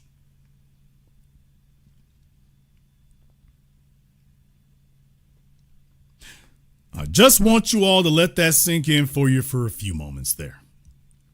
That this is the level of maturity, dare we call it that, and intellect that we're up against. That she's trying to denigrate a Bentley while she's sitting on her cell phone in a C-Class. PJ Washington pulled up in the damn Escalade. And she's telling you all that, by the way, now that she no longer has access to the Bentley, now she's telling you that she's over it. Meanwhile, she literally just told you that the last fellas, he couldn't roll out the red carpet for her. Now she comes back in the next video and tries to tell you that red carpets are overrated. Now that you no longer have access to any of it, now that you don't have it offered, baby, because obviously you didn't buy the Bentley, you didn't buy the mansion. No, those were the things that you benefited from being with a man's work and a man's effort. These are not things you could do yourself. And if you didn't like them, you wouldn't have been in them, and you would not be sitting here lamenting them and crying about them all this time. So even though she is triracial, y'all, she's got a good case of black woman's disease. She does try to channel her inner black female and whatever 3 or 4% there is left. Boy, she's trying to do that. Now that you're no longer eligible for it, and now she's telling y'all, I didn't want that no way, but I want to go back to LA. By the way, one more thing. Oh, hold on a second. Because I brought the invoices. Y'all remember? Where's the damn thing? There it is. Hey, remember this? When Brittany filed in Los Angeles? Yeah, she said, now she's trying to tell y'all now that the money don't matter. But remember that she was trying to hit PJ Washington up for $50,000 a month. Listen carefully. She's getting $5,500 a month right now. She was trying to hit PJ Washington up for 10 times that amount when she was in Los Angeles. Now she's talking about that this stuff is overrated. These expensive things are overrated. Well, when you went to court out there, baby, you were trying to get $10,000 just in, quote, entertainment, gifts, and vacation per month. Y'all, she wanted $3,000 a month just for eating out. She wanted PJ Washington to give $10,000. Take a look at the prices for everything else. For healthcare, $1,000, childcare, $5,000. The entertainment category dwarfs everything else on here. So basically, she wanted a slush fund. Yeah, we'll knick-knack on these other things, but she just wanted $10,000 a month spending money. And when that got shut down, she thought California was going to be an easy slam dunk. When that got shut down, now she's coming back telling the world that, oh, well, that doesn't matter. You mean, yeah, since the judge told you can't get it. Oh, yeah, these are the credit cards that she owed money on. I'm not dissing her. These are the court documents. I'm so glad we have court documents. But yeah, while she's trying to tell you that these things didn't matter, baby, this is what you went to child support court for in California and got shut down. You wouldn't ask money mattered to you big time then. The Bentley high-flying life mattered to you big time, and it still does because now you're in Mississippi trying to run the fraud all over again. So I didn't bring receipts, I brought invoices. I didn't bring receipts, I brought invoices. And you see, here's the issue, Brittany. This Brittany could get that 50 G's a month easy. This Brittany right here could get the 50 G's a month easy. This one here didn't have no problem getting that 50 G's a month. No issues whatsoever. This one right here, what? Oh, this is not a $50,000 a month right here. This is more like $1,500 a month. And deal with it, nigga. No, baby, this one right here, no. You can't get the 50 G's a month. This is more like $1,500. This is more like $1,500 a month. Yes, Auntie. Auntie can get $1,500 a month. Auntie, chill. $50,000 a month? Auntie, chill. No. Auntie, sit all the hell the way down. No. This one cannot get the 50 G's a month. We know you want it. We know you need it. You don't qualify for it. You don't. That's not me being mean. You don't. In case you all were wondering here, now I want to let this play for a minute because when she starts ranting and talking stupid, it's educational if you listen to it. Yeah, the cost of living is very cheap down here. And I have said out of my mouth, which is why you guys clipped it, I am rebuilding my life. And I understand if I was willing to take shortcuts, it could be easier. But I want a life that's meaningful. I drove the Bentley, I had the credit card, I've been in a multi-million-dollar house. Hitting dudes up for $50,000 a month child support is trying to take a shortcut, heifer. That shit is not what it's cracked up to be. When I'm coming home to somebody, they're rubbing my belly, I don't know what the fuck they just did. They're out here cheating on me, but still got the nerve to come home and rub my belly, talk to my belly, talk to the baby in the belly. Like, there is not one man, I don't care how much money he's worth, that I would be willing to suffer for. It's not worth it. You guys ride these niggas' dicks backwards. You don't know. Okay, first of all, I don't like some octoroon sitting up here yelling nigga all the time, and meanwhile, Zaddy has paw prints all over you and you singing country music. I just wanted to stop for a minute and say, yeah, I don't respect it. You're channeling, you want to be black when convenient. You don't got no pass for that. Cosplaying being black. No. No. The little oddball octoroon chicks singing country music, singing K-pop. And then all of a sudden you want to code switch. You want to code switch all of a sudden. It's like, yeah, this old clown ass garbage right here. You ain't got no standing to do that. You ain't from the soil. You got no standing to do that. None. So before I go any further, I just wanted to lay that out. By the way, yeah, this right here, when she gets checked by black folk, all of a sudden she thinks saying nigga, she thinks she's got a pass to say that or something like that, to act that way. Hell no. Get back over there with your oddball Faith Hill albums. Go back over there. That's the real you. Go back over there and do that. That's who you really are. You're not fooling anybody with this other stuff, and it ain't gonna go that way.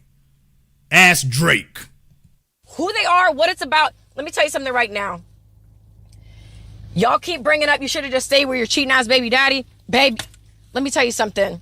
I would rather be in a cardboard box on the side of the road than be in an 8,800 square foot house in Frisco, Texas, not knowing where the fuck that nigga done been and who he done stuck his dick in and what bitches are laughing, talking about me in a group chat. I can't be bought.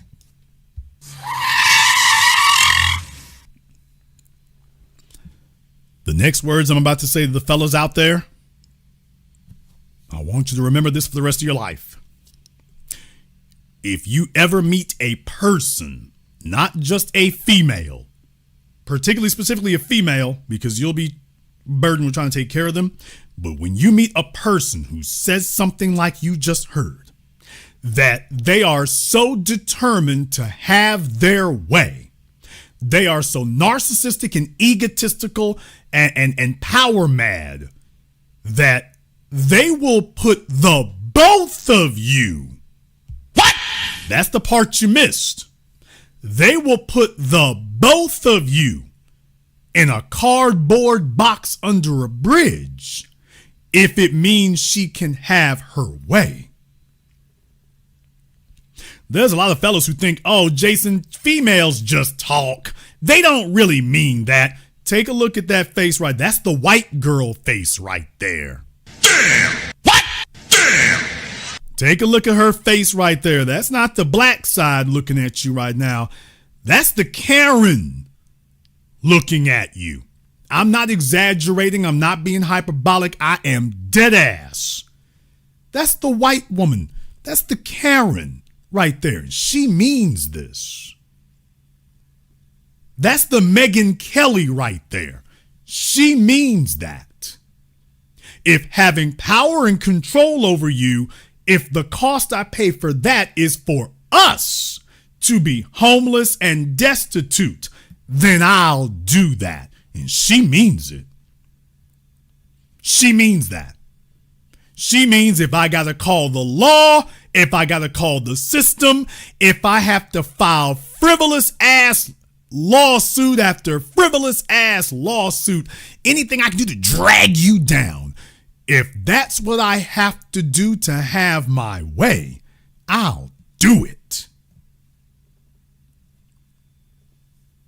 And I want every male in here, for you young fellas, you're 18, 19, 20 years old, do not ignore this particular warning sign. When a female tells you that she is okay struggling and living under a bridge, young man, she means this.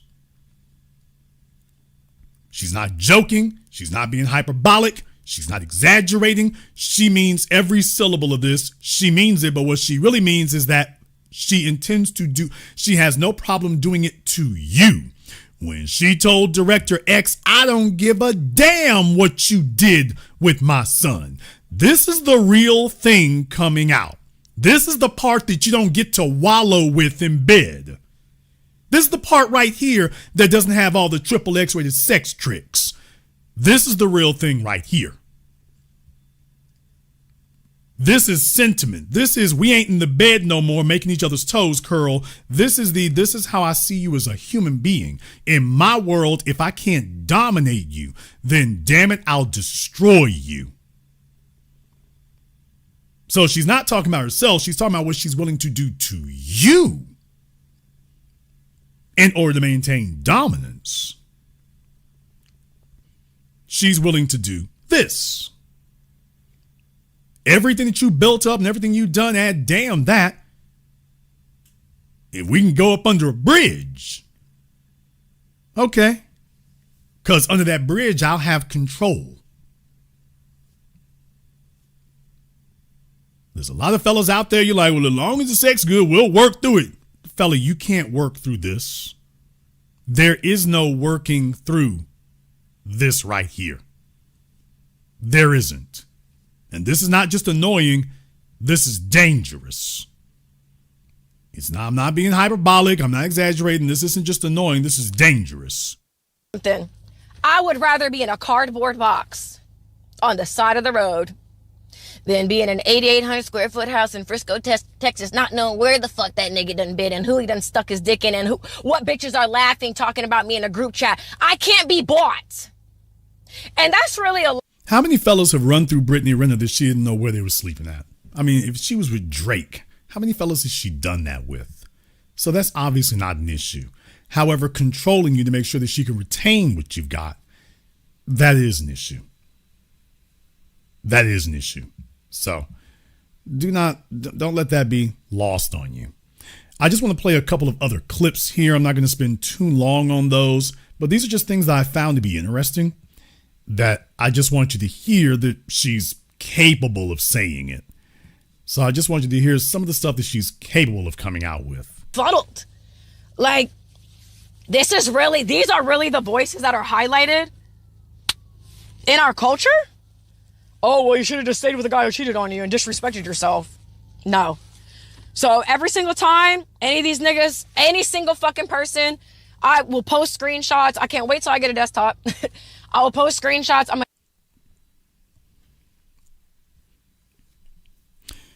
going to say this to y'all straight here. You know, she reminds me of Dawn at In Vogue. Dawn's living in her car, too. What? Damn! Doesn't she now strike you all like Dawn of In Vogue? Now they can't be glamorous anymore. Now they don't have a budget for Sephora. Now they start looking way past their age because she doesn't look 34 here. No disrespect to you, Brittany, none. And this is the other side of the genes weighing down on you. She doesn't look 34 anymore. She looks closer to 40. So the years are piling up here. You can't just sandpaper and sandblast over everything. And baby, you're sitting in your C class talking about you wish you had a desktop. Desktops are so damn cheap today. What are we talking about? First of all, it should be a laptop, because what do you need a desktop for? I run my program on laptops, and I've got desktops too, but I'm like, baby, you struggling for a laptop? The money ain't just funny, because ain't nothing funny about this. The money ain't funny. This is not funny. So yeah, y'all, she's like, I wish I could get a desktop. PJ Washington has one. Damn! air you out. Bitch, I will we can talk about whatever. We could talk about whatever. Like, so yeah, just like you guys have platforms, y'all use it, use your voice. Okay, well, if I'm lying, babe, then pull out the receipts, babe. So yeah, I just feel like for me, someone said, now you can chill. You can't box me because I cannot be bought. I do believe in true love, academics. I always have been. I'm not looking for it inside of a man. Those rose-colored glasses, they've been taken off a long time ago. And okay, so she's telling you all this. She believes in true love. Lie. Does anybody think that Brittany Renner gives a damn about anything other than Brittany Renner? She literally just sat here and told you, I don't give a damn about the men who see my son. The son is a tool to acquire things that she is incapable of acquiring on her own. Brittany Renner does not give a damn, have any soul or heart or humanity in her, and she does not care about anyone other than herself. She doesn't have anything other than herself. That's it.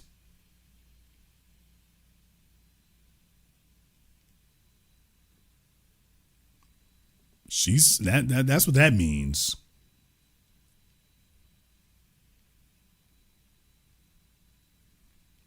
So that part right there, that means something. That means something. I believe in true love. No, you just believe in you and whatever you can get, however you can get it.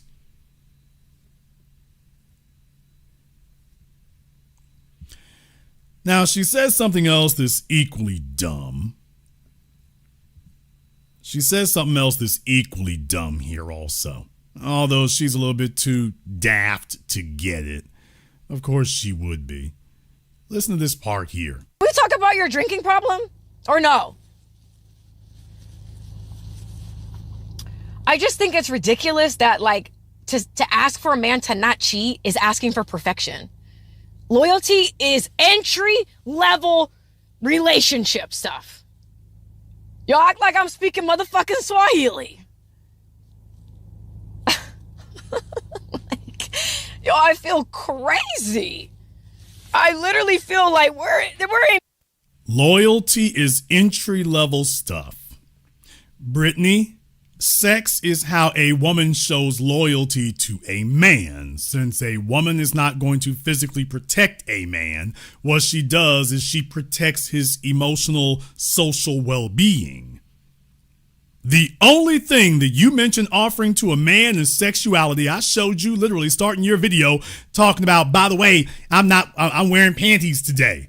The only thing you have to offer is sexuality. That's not me saying it. That's you. You don't offer a single thing beyond that. You don't lead with a single thing beyond that. You don't discuss a single thing beyond that. You don't discuss a single thing that men are missing about you other than sex. You can't name about they miss my genius, they miss my leadership, they miss my financial acumen. You can't name a single thing that PJ Washington lost other than sexual access to you. You can't name a single thing that you contributed that he's now doing without other than sexual access to you.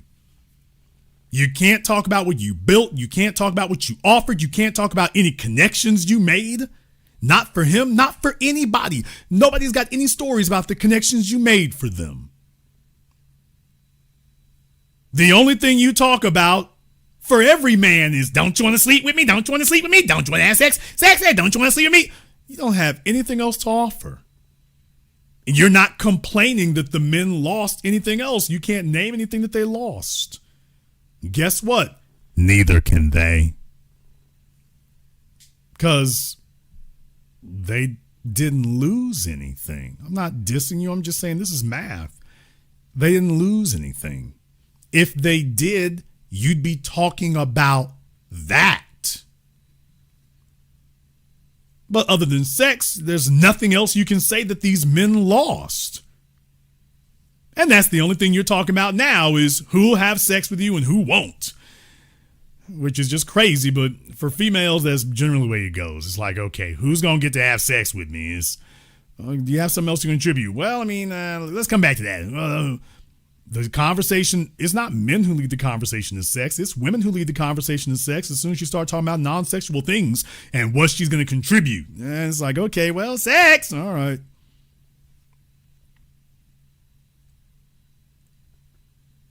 What else does she have to say? Got their whole body done, everything in between. And what does it mean? What does all this money mean if you can't even you don't even have a man that cherishes you? I don't give a fuck what this nigga buys you. He's not yours. I don't care what he buys you. That's interesting, Brittany, because you look pretty damn concerned in Los Angeles. You were very concerned about what a man can buy. Otherwise, you were the strong and independent your ass out there and left it alone. You were very concerned about it. Now that you're no longer eligible, now you want to try to diminish the value of it now that you're not eligible.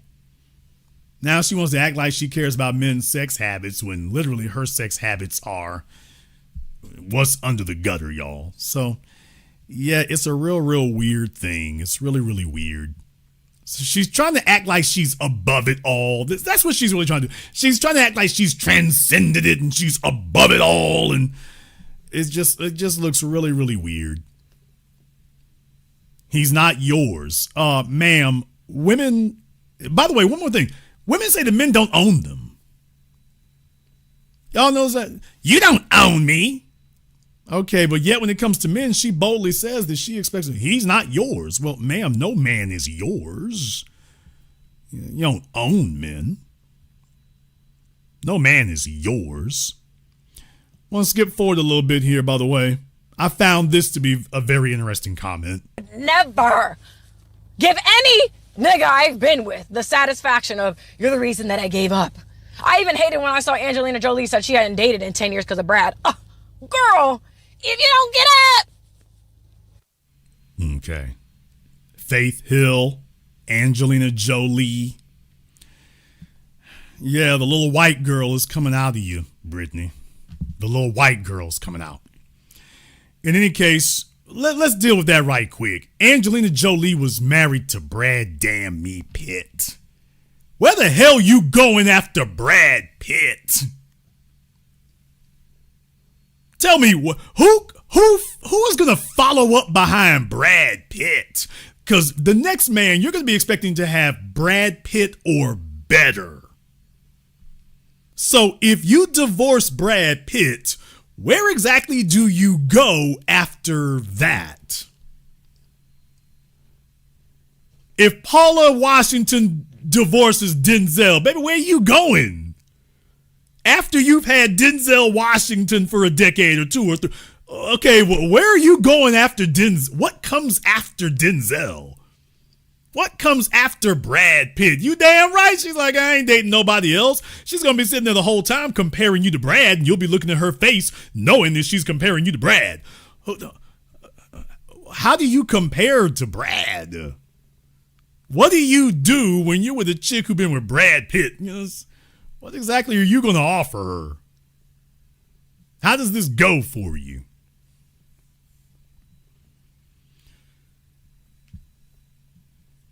Yeah, that's gotta be tough. You gotta have Brad Pitt there, and then she's like, no, you gotta get up and go where? Get up and go where? Now she wants to get back to beating up on the bum again. By the way, I don't remember if I played that already. If I did, my mods are distracting me with silliness. But just to make sure I played this. That I've seen. Someone said you only date rich men. The last guy I was with was a fucking bum. So no, I done gave a lot of guys a chance. So, I mean, I've tried. So yeah, it's like, I'm going to keep trying. You understand? Because, babe, I've got some things that I've seen. Someone said you only date rich men. The last guy I was with was a fucking bum. So no, I done gave a lot of guys a chance. So, I mean, I've tried. I want to play this right now in your face, dude. I'm going to rub your face in it so that all the other little fellas out there playing this sucker stuff on the internet that they do, pretend like they're doing something slick, like grabbing the low-hanging fruit doesn't blow up in your damn face every time. Y'all going to sit up here and try to redeem the neighborhood hoe and the run-through single mom stuff. I said, no, we're going to clown the hell out of you. We're going to hold you up for a laughing stock. No, I'm not going to defend you. Putting the boots right to you. Putting the boots right to you. Yes, this is what you get. And you should be getting this. You get clowned. And you should be. All that sucker ass stuff you did. And I'm going to be the stepdad. And y'all said nobody would want her. And I'm going to prove you all wrong. Okay, how'd that turn out for you? You went all in. How'd that, with everything you heard from all of us, and you still did this? Oh no, you get clowned to hell. And it's going to be her who does it. It's the chick you simped out for who does it. That's who it's going to be. The chick you simped out for is the one going to clown you. We're just going to sit back and watch her do it, but the chick you simped out for, that's the one going to do it to you.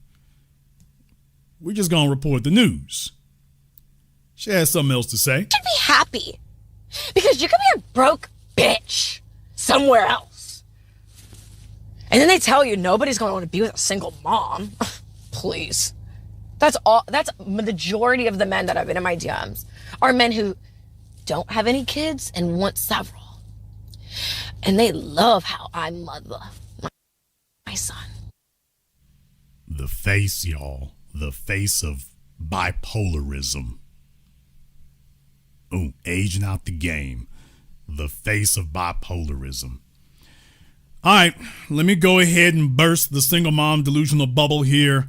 Nobody said that nobody wants a single mom. What we said is there's plenty of simps and suckers out there who do. The fellow who's having a conversation about he don't have them, he ain't worried you got no kids. No, we never said that there's nobody who will take a single mom. The fellow who likes looking at hoes' feet, what? He'll do it. The pension pimp who's done sat up here and aged out the game, the pension pimp, the salary simp, he'll be glad to commit the rest of his life to some alpha male's leftovers. He can't get first crack at bat. Come on now, the fellas who sit up here and do the dumpster diving and all that old mess, right? No, they don't get this, Brittany Renner. You wouldn't have given the time. The guys who will talk to you today, Brittany, you wouldn't have given them the time of day back when you were a firecracker. Back when you had definable abs and what everything was sitting up and wasn't a stretch mark or a blemish in you wouldn't have given them fellas in your DMs today the time of day. You've already admitted it. Yeah, there's guys in your DM, just nothing worth having. You know why? Because, Brittany, you're looking at yourself and remembering you're lit. I'm saying you are, when in reality you were, but you're still telling yourself that you are lit. Okay, well, that makes your problem even bigger because now that you have this image in your head that you're lit, you're going to be demanding that any man who talks to you, he got to be ultra lit. Because you're still telling yourself that you are lit like you were in your early 20s, even though that's no longer true. So even as a single mom with a ton of FedEx baggage, you're now going to be demanding a guy who is all the way lit. You're going to be demanding it. So you can't be happy with a regular dude because as far as you're concerned, you're supposed to be with a fellow who is other women are envious of. That other women are envious not just of him, the way he looks, but of the total package. And you don't qualify for that. Single moms don't get that. Y'all get Russell Wilson. And deal with it, nigga. Y'all get the fella that niggas giggle about. That's who you get. We never said you couldn't get a man. No, you get the little nigga that folks giggle about. You get the little guy that they giggle about. You get the little guy that they make fun of. You get the little guy that nobody wants to be like. You get the guy who gets run down by the dudes who know him. You get the fellow who isn't respected. You get that guy. He don't run with a pack. Fellas don't respect him. No, you get him. See, you don't like it that we said that. It's not that you, baby, your inbox is going to stay full forever. You got chicks in their 80s got dudes in the inbox. The real thing is that is Mr. Lit going to be in your inbox? Oh, Mr. Lit's not, you're never going to have Mr. Lit. Hell, baby, you couldn't get another PJ Washington. You didn't get one before him. You ain't going to get one now.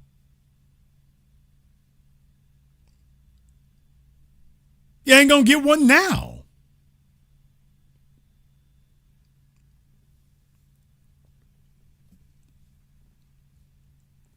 That's the issue. Nobody said you can't get single moms. There's plenty of fellas out there. They at the strip club, the truck drivers, the pension pimps, the salary simps. You get a socially awkward fella. He doesn't lead anything. The only thing he can do is maybe if he got a little, some benefits he can sign you up for. What he isn't is Mr. Lit. What he isn't is Mr. Lights Up the Room. What he isn't is you say his name to strangers and they recognize him. You don't get that. You get a fella that you are socially superior to. Ain't that right, Ciara? Folks in the entertainment business, they rock with Ciara much more than their husband. He wasn't highly respected in the NFL. He certainly isn't highly respected outside of it. That's the best a single mom can expect.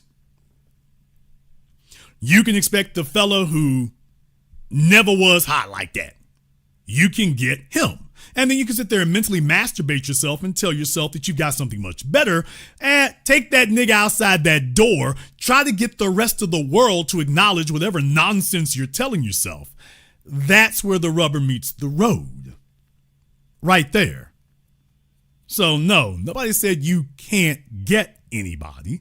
What they said is that you don't get the guys you really want.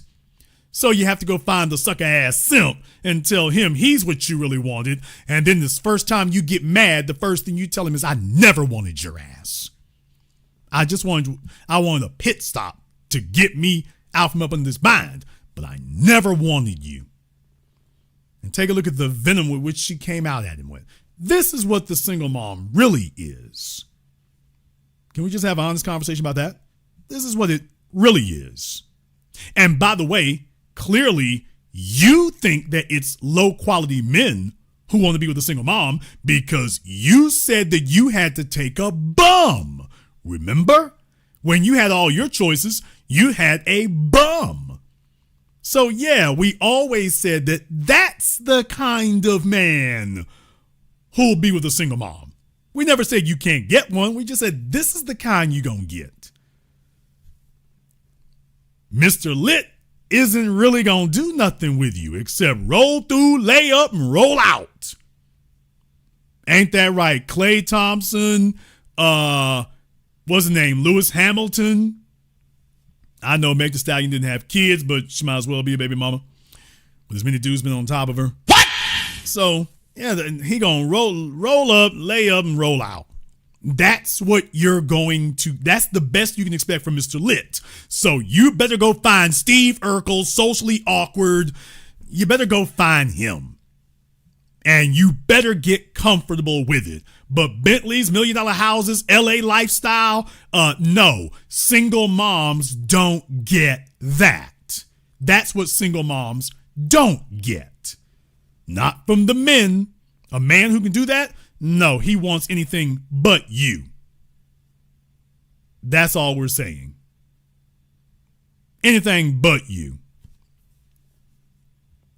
All right, let me go ahead and throw one more thing up here. We're about 36 minutes in here. And yes, I actually made sure I was clear on these things because I don't want to give half information. I'll let Brittany go ahead and show you all herself. But here's a gem that she drops for you. Well, he didn't call me. He could have called me when he was on stream and I would have talked to him. But you sitting up here. She's talking about academics right now, but listen to what she segues to. Because she's talking about academics. But I want you to hear the whole thing. She starts talking about academics, but listen to what she segues to. Last night he really believes in you. No, he doesn't believe in me. Again, why would I call him? Why would I call him when he didn't call me? He could have called me when he was on stream and I would have talked to him. But you sitting up here and you acting like you know something you know nothing about. And you guys are talking about, well, I understand why PJ doesn't, because I saw the video of you going off. That video was like from 2023. Did you guys also see the other times when PJ brought Elisa to my fucking house on multiple occasions, trying to incite violence? Huh? No, you didn't. That wasn't recorded. Were you guys there? Nigga, what? Yeah, this is the Karen talking now. I just wanted to go ahead and put that out there. This is the Karen talking. She swears that she's got some extra evidence here. But did you all know that Alicia was coming here trying to fight me? And then she says, but that wasn't recorded. Well, then it didn't happen.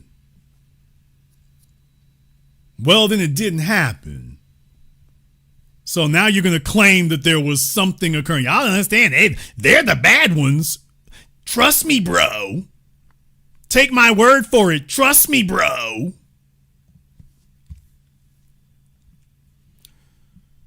By the way, and then after this, she threatens to beat the girl up. To see the other times when PJ brought Elisa to my fucking house on multiple occasions, trying to incite violence? Huh? No, you didn't. That wasn't recorded. Were you guys there when he said, I'm gonna make you look like an unfit mother, no matter what it takes? So I'm going up against someone with endless resources that's threatening to take my child and make me look like I'm unfit, and then bring in his bitch that he's fucking with to my house to try to fight me. And let me tell you something. Bitch, you don't want it with me either. Because you know I'll line that shit up any fucking day with you. That's nothing. Huh? Like, did you forget that PJ pulled my mom off of you? Okay. Huh? We all know the little light-skinned kids tend to want to overcompensate, and then they write checks their asses can't cash. So this is the other side of the light-skinned girls in school, because let me just tell the truth right here. To all my chicks in here, the dark-skinned females right now like, see. Yes, we get it. We get it. The high yellow girls do this kind of stuff. The biracial chicks do this kind of stuff. They try to flex on the other darker skinned females, even though the other girls kind of light skinned too. But this is the attitude they bring. They smile in the men's faces, and then when they go away, they start talking a bunch of trash. They start getting smart at the mouth. They start talking about what they're going to do to you and this, that, and the other. So they try to flip bad when they think that nobody else is watching. So they start talking all this trash. And so this is a very common thing right here. You'll find that with them if you hang around them. You remember when they were kids, the girls. This is why a lot of the females get upset, because they're like, y'all these biracial girls be wilding out. It's like, yeah, we know. It's when they try to buck up. It's just like, we know y'all gonna drag them. Well, one's like Brittany gonna get dragged. She'll run her mouth, but that face ain't been in a fight since elementary school, and even back then she was running for her mom. What? So Brittany will yell and Brittany will jump up and down. No. I mean, even though lately she looked like she done took a punch or two. Damn. But no. So that's why she's on the internet. But by the way, ma'am, you do know that you want somebody to play this in court? You're low. You think you're going to go to court and argue for custody, and literally on your kick stream, this is what you're talking about. Literally.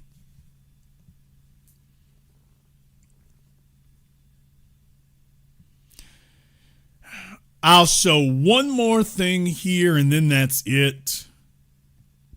I'll show one more thing just to show you that, by the way, you can take the hoe out the club, but you can't take the club out the hoe.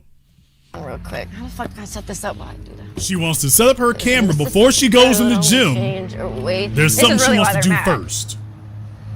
This is really why they're still mad, y'all. Does she sound black? Your best bitch on her best motherfucking day is not fucking with me. At 34, bitch, at any age. Not with all that damn Spanx on and shape trainer you got on, babe. Put on a G-string and let's see what's going on then. Let that cellulite hang.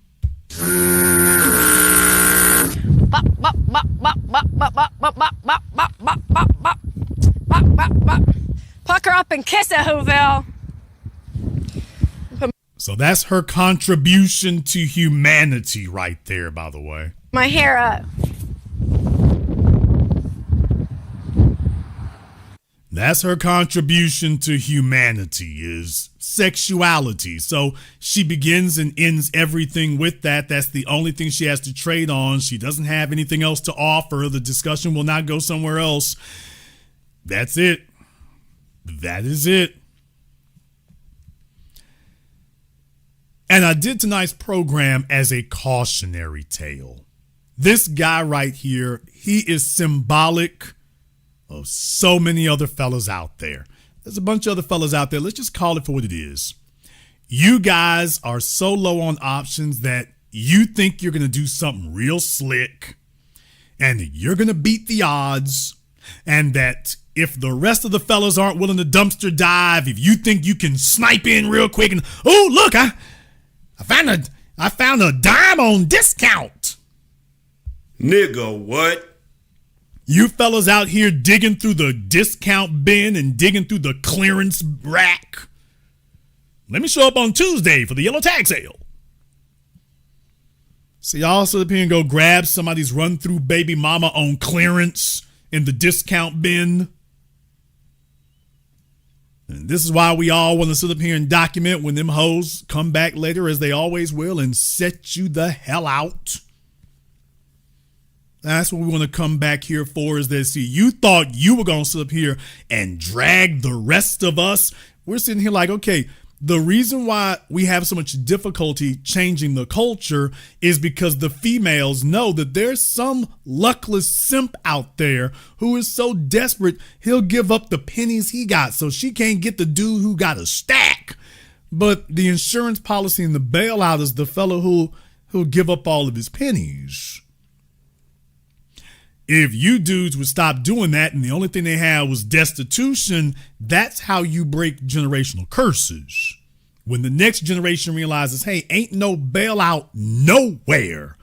Even the lowest of the simps is like, yeah, we're not bailing out. We're not going to offer you anything that these other fellas ain't offering. Kevin Gates was offering to lay up with you for a few months. When the next generation realizes that's the only thing being offered to the run-through hoes, that is what changes behavior. But you little clown-ass simps who think you're going to sit up here and turn traitor against everybody else and you're going to break the line and go against the grain, and you think you're going to sit up here and shortchange everyone else and double-cross everyone else. And, well, don't worry, I'll come save the hoes because hell, I don't get anything, so let me go grab the house. Y'all go off and do that, and we just sit here and wait. It's like, okay, let the clock run. Just let the clock keep running. It's eventually going to run out for you, and here it is. A lot of you fellas out there, you're sympathetic. You were raised by single moms here. You want to believe that it's gonna be easy. So you start telling yourself that there are certain males out there that it's easy for them, so it should be just as easy for you. And then you get a chick who knows, she's already done, but oh well, she's not a size 16 and I haven't really had a cute one size 16. And I'm like, okay, well, do what you do, but don't sit up here, go jumping out the window and acting like we do anything special. Don't do that. I'm going to give her the sun and the moon and the stars. I got to convince her not to leave. And it's like, okay, dude, now you're messing up. This is why your ass is desperate all the damn time, because you don't know when to not go overboard.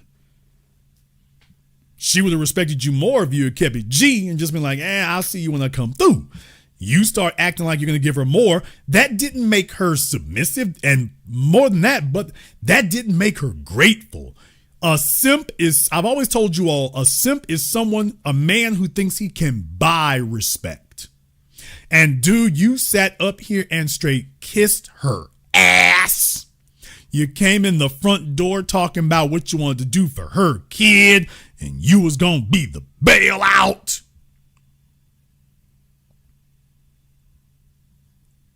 You acted like that's what it was going to be. And when she left, she's calling you a bum. She's telling you kiss her ass. And she's telling you all that stuff I said to you does not apply.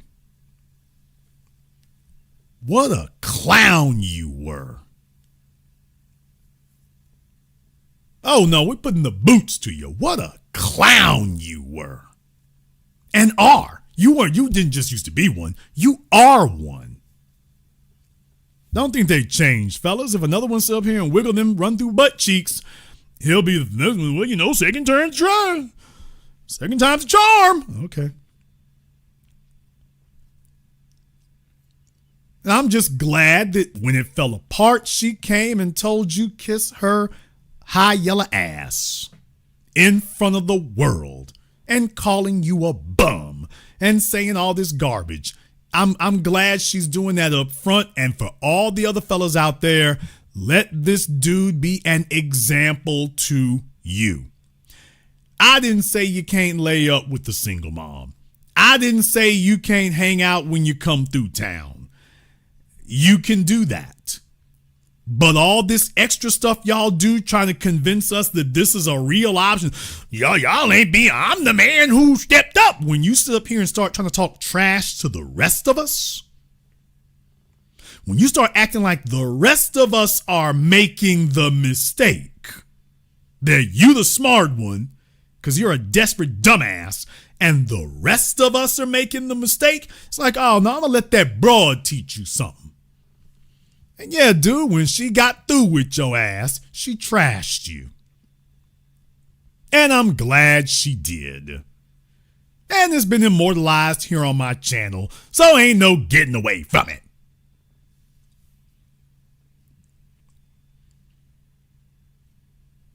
And you should have seen it from a mile away. You wanted to believe that all you got to do is tell the single mom about how much you love their kids and that you found some sneaky ass little scheming back door. I don't have to have the money or the character or the leadership. I don't have to have any of that. Now, I'll take care of them kids. See, I'll undermine the rest of y'all. Okay. And then they sat up here and clowned you for it. You sold your soul, you gave away everything, and then she clowned you for it. That's the part I'm loving. She's dragging you and burying you after you did that. So thank you, Brittany, for making an abject example out of the latest abject example and making this so absolutely destructive and disturbing. Maybe with a fella seeing this happen a few more times, this will teach them, yeah, let's not do that. Let's not do that.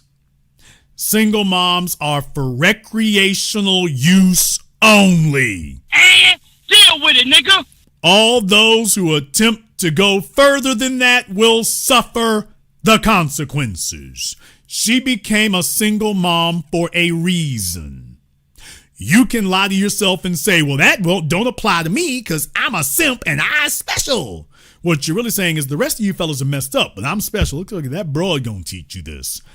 Single moms have demonstrated that they can't handle anything beyond that. They demonstrated they got bigger issues than that.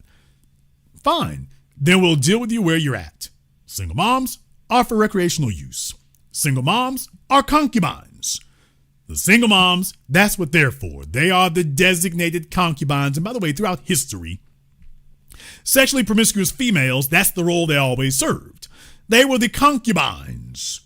Well, they've demonstrated that's what they do. Okay, well, you're the pass around.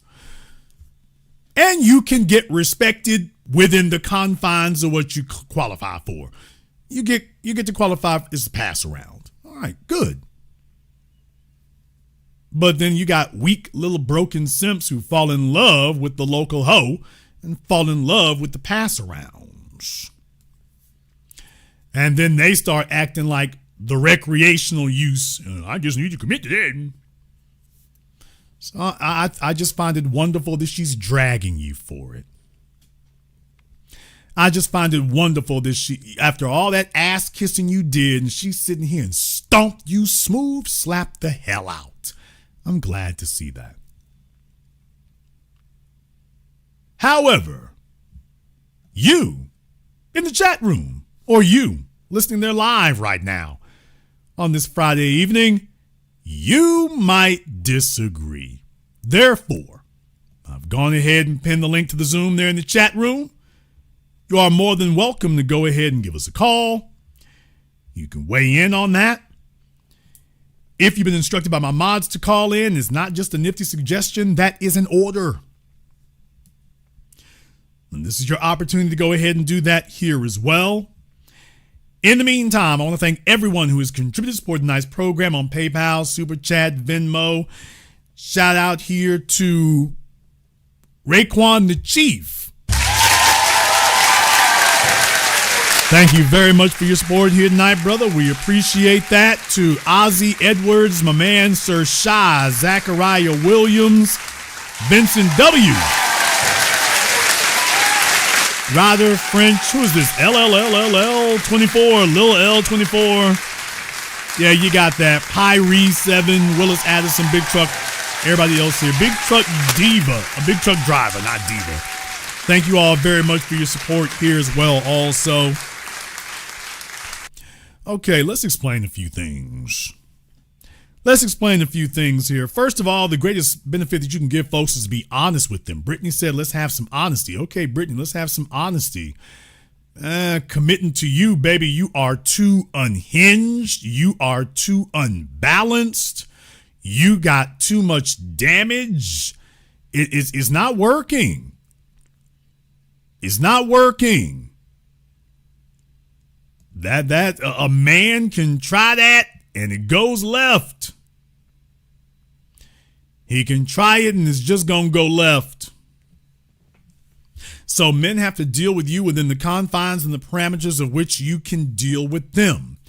You are a parasite. Let me say that as respectfully as I can. Yes, I say respectfully. You are a parasite. You're also a predator. Therefore, any man who deals with you, it is in your nature to exploit him. It is in your nature to take advantage of him. It is in your nature that no matter how quote unquote nice he is, you're not happy with a man that you're not punishing. Your daddy issues are just all over you. And I suspect that those are his people that you down there in Mississippi with. I suspect that. However, your daddy issues are the reason that you get with the man, and the only thing you can do is fight and have conflict. You can't do anything beyond that. So if a man is foolish enough to try to put you in the position beyond that, all you're going to do is start fighting him. Because you're not going to be happy unless you feel like you're dominating him.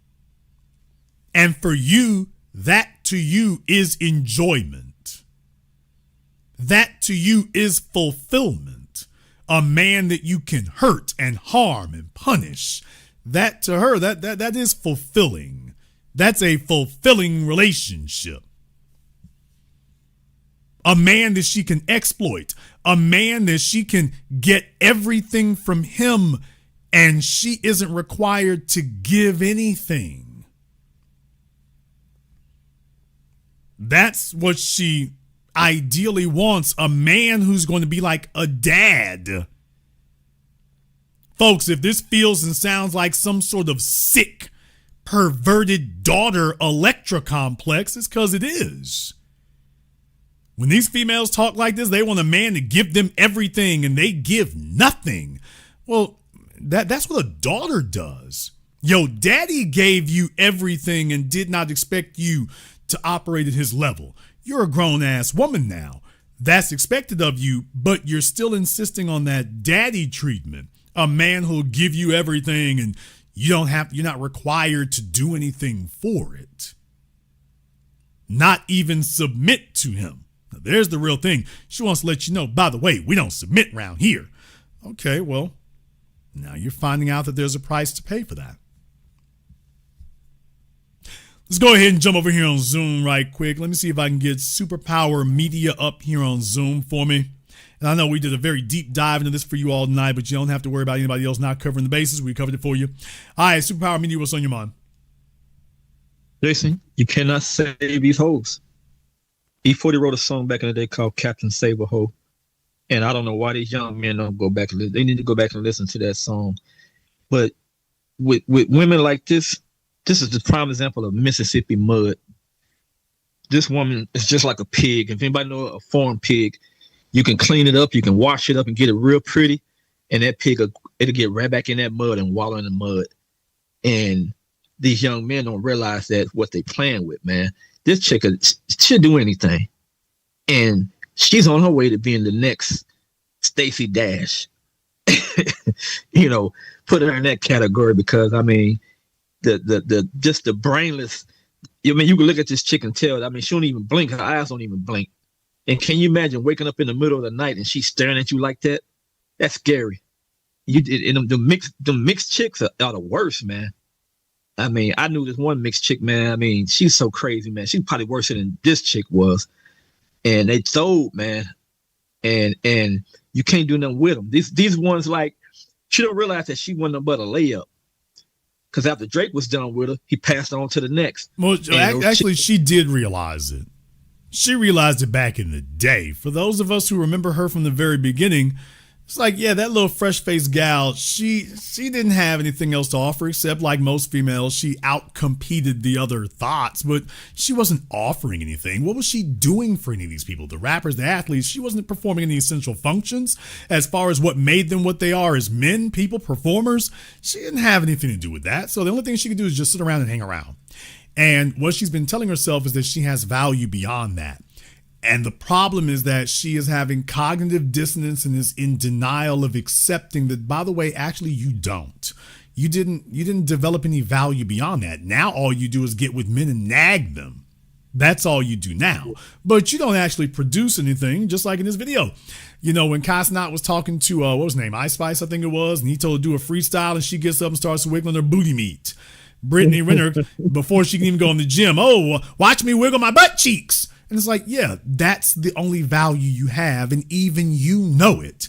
If we told you no more sex, no more wiggling your butt cheeks, you have to give something of value other than that. The room goes quiet. All she can really do then is start nagging. This is the result of all the time she blew, and she is having a terrible time coming to acceptance of that. That's why the first order of business is the only thing she can rely on. Well, does the system give me anything? Can the system give me a way to force a man to be shackled to me? And that's why she's pathetically trying to crawl back to child support court again, even though she doesn't have a leg to stand on or a dollar to spend on it. That $5,000 a month is not going to be enough to finance a lawyer against P.J. Washington now with a $90 million deal. Yeah! See, there's the thing right there. I want y'all to understand something. There's a lot of females out there, especially, you know, the little light-skinned chicks with their daddy issues. If the father is black, they hate the black daddy. And they're looking for males they can get over on and can punish. It's hard to punish a man sitting on 90 million of them things. That's hard. Brother, do you realize he can set aside $1 million a year and not miss it? Let me say it again. He can set aside $1 million a year, tell his lawyers, y'all just hold that hoe at bay. I'd rather, and now you know this is what a lot of fellas, I'd rather pay the lawyer than pay you. And deal with it, nigga. Yeah.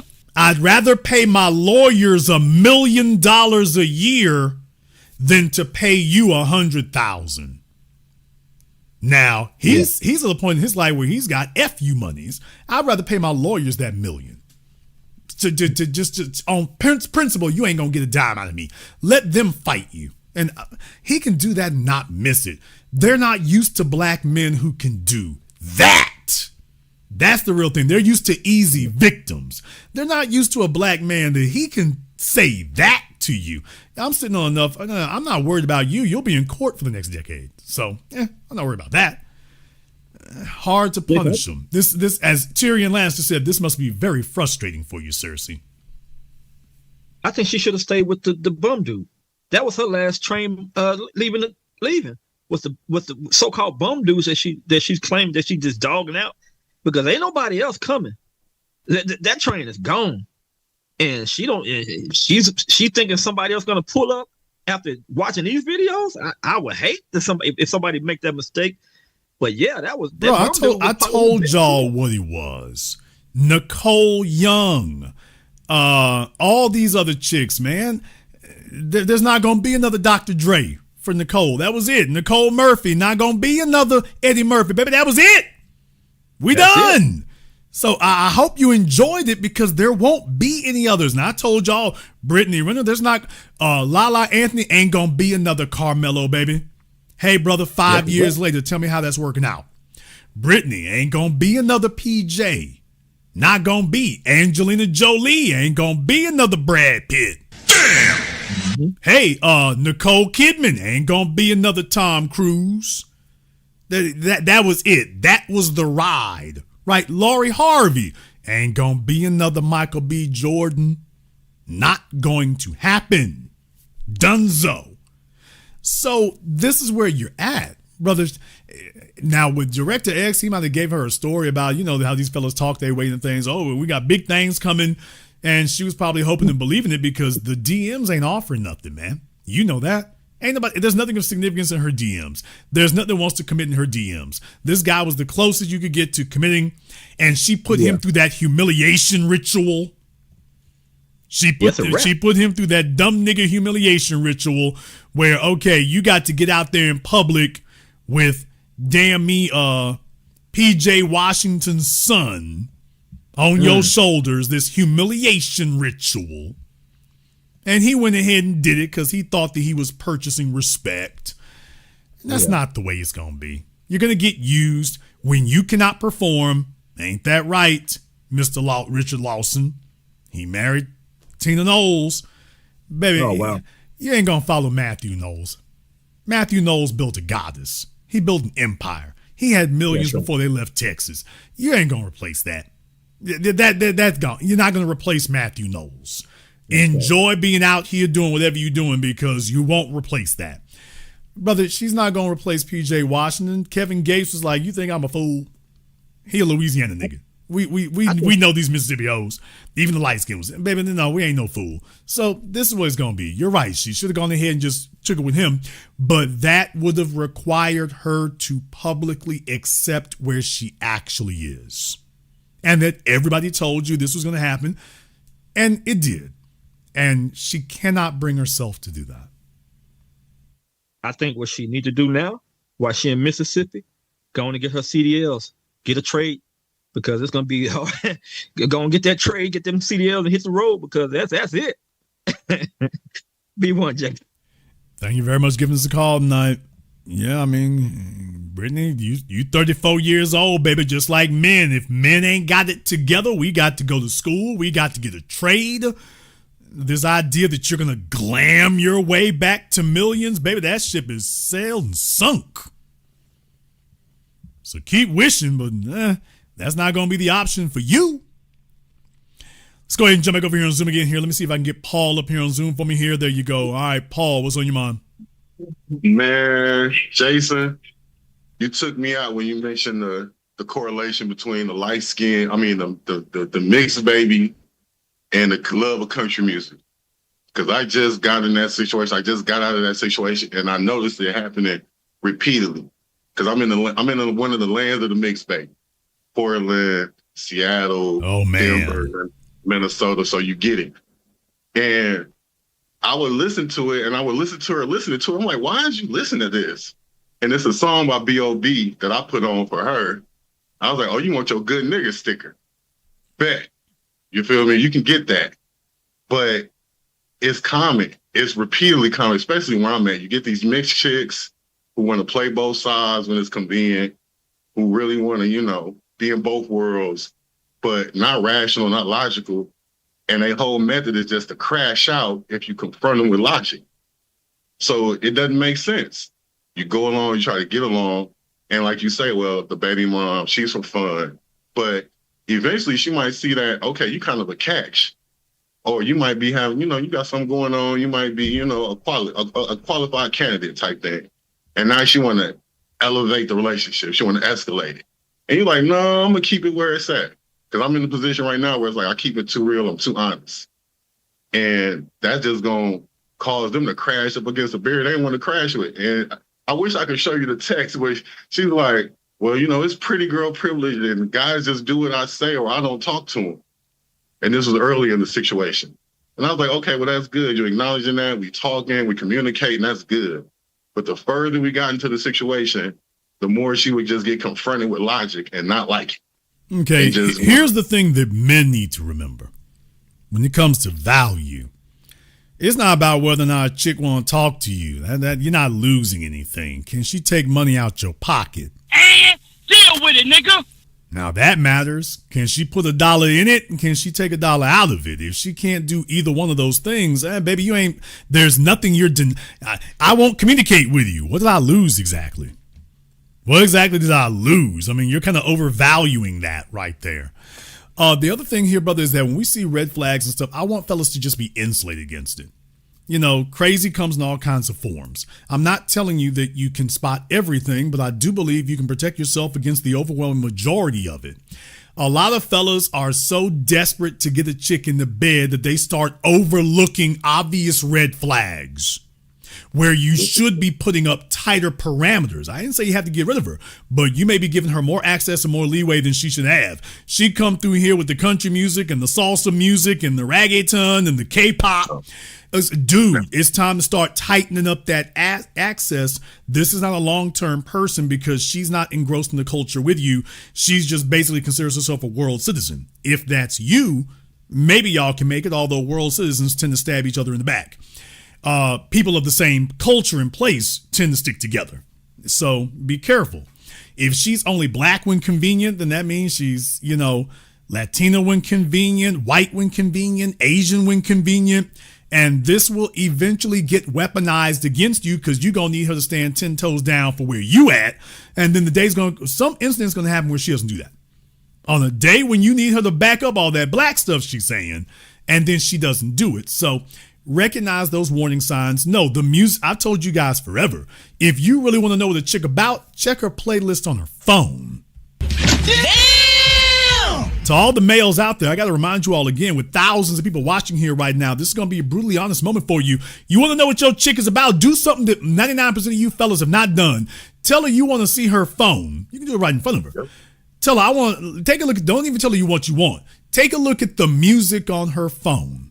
And that will tell you everything about the chick you with. Now, if you ignore that after you see it, you gonna get what you get. I'm not exaggerating. Every fella got to go through this and live it before he accepts it. Take a look at what the songs and the music she has on her phone. That's the real her. I'll let you have the last word. No, and it comes to a head where, you know, I'm fine. I'm cool with the casualness of the situation. But now she's like demanding more. And then it's like, well, how long can I straddle the fence and to continue to get sexual access without the commitment and all of the extras? And that's not gonna last long. I'm not gonna play that game. I'm too sincere to lie. Well, brother, did you hear what Brittany said? She was bragging about that. And by the way, females, as you all know on social media, they brag about this all the time, about their willingness or ability to cut you off or how quickly they'll cut things off. And what I'm saying is that the males have to be the ones to accept that that is the reality. My man Finesse 2 times told you, I'm reminding y'all again, when the hoe ready to go, the hoe ready to go. Deal with it, nigga. The men need to be on the same thing. Hey, recognize when this has an expiration date and be prepared for that. You got men who are more prepared to lose their job than they are to lose their chick. And that's the part that men have to mature over. Accept the reality. Hey, this has an expiration date. Enjoy it while you're here. But if or when the day comes, they try to flex on you or pull rank on you, then get ready to cut the cord. Or we live by saying, I'm from Vegas, and we got a saying, man, you got to be willing to lose. You got to be willing to lose. You can't, try to be neutral, be sweet or whatever, and always, man, you got to be willing to go hard, or draw the line in the sand, and you got to be willing to lose it. Because otherwise, you ain't never really going to have it. You have to be willing to get up and walk away from the table when the deal being offered is no good. When the deal might have been good for the last 10 years, brother. The day you sit there and the deal is no longer good, it's time to pick up our winnings and leave. We don't just sit there and keep negotiating for a deteriorating bad deal, because it's not going to get better. As long as you sit at that table, they're going to keep diminishing the cost and the value of what you're doing. Facts. Thank you very much for giving us a call tonight. Yeah, dude, you got to be ready to recognize that. Sexual access is great and wonderful and fine, but sexual access needs to have a value and a price. And when whatever is costing you is exceeding that price, I need the men to be willing to get up and leave. However, you can't do that if you don't have more than one option. We've got so many needy ass males out here today. Most fellas today don't want to be alone. It's a Friday. They don't know where the next chick gonna come from. And this is why most men, the biggest quality that you can gain is to have more than one female so that you know, not you think, not you feel, you know your options are not limited. So one chick is not going to be able to monopolize you because you already know, hey, I'm not really, stranded like that. And then when things go left, you can set firm boundaries, and anybody who violates the boundaries, you can go ahead and chip them off and kick them to the curb. That's what you want to do. So when you get some chick who waited for you to approach her, ain't that right, Brittany?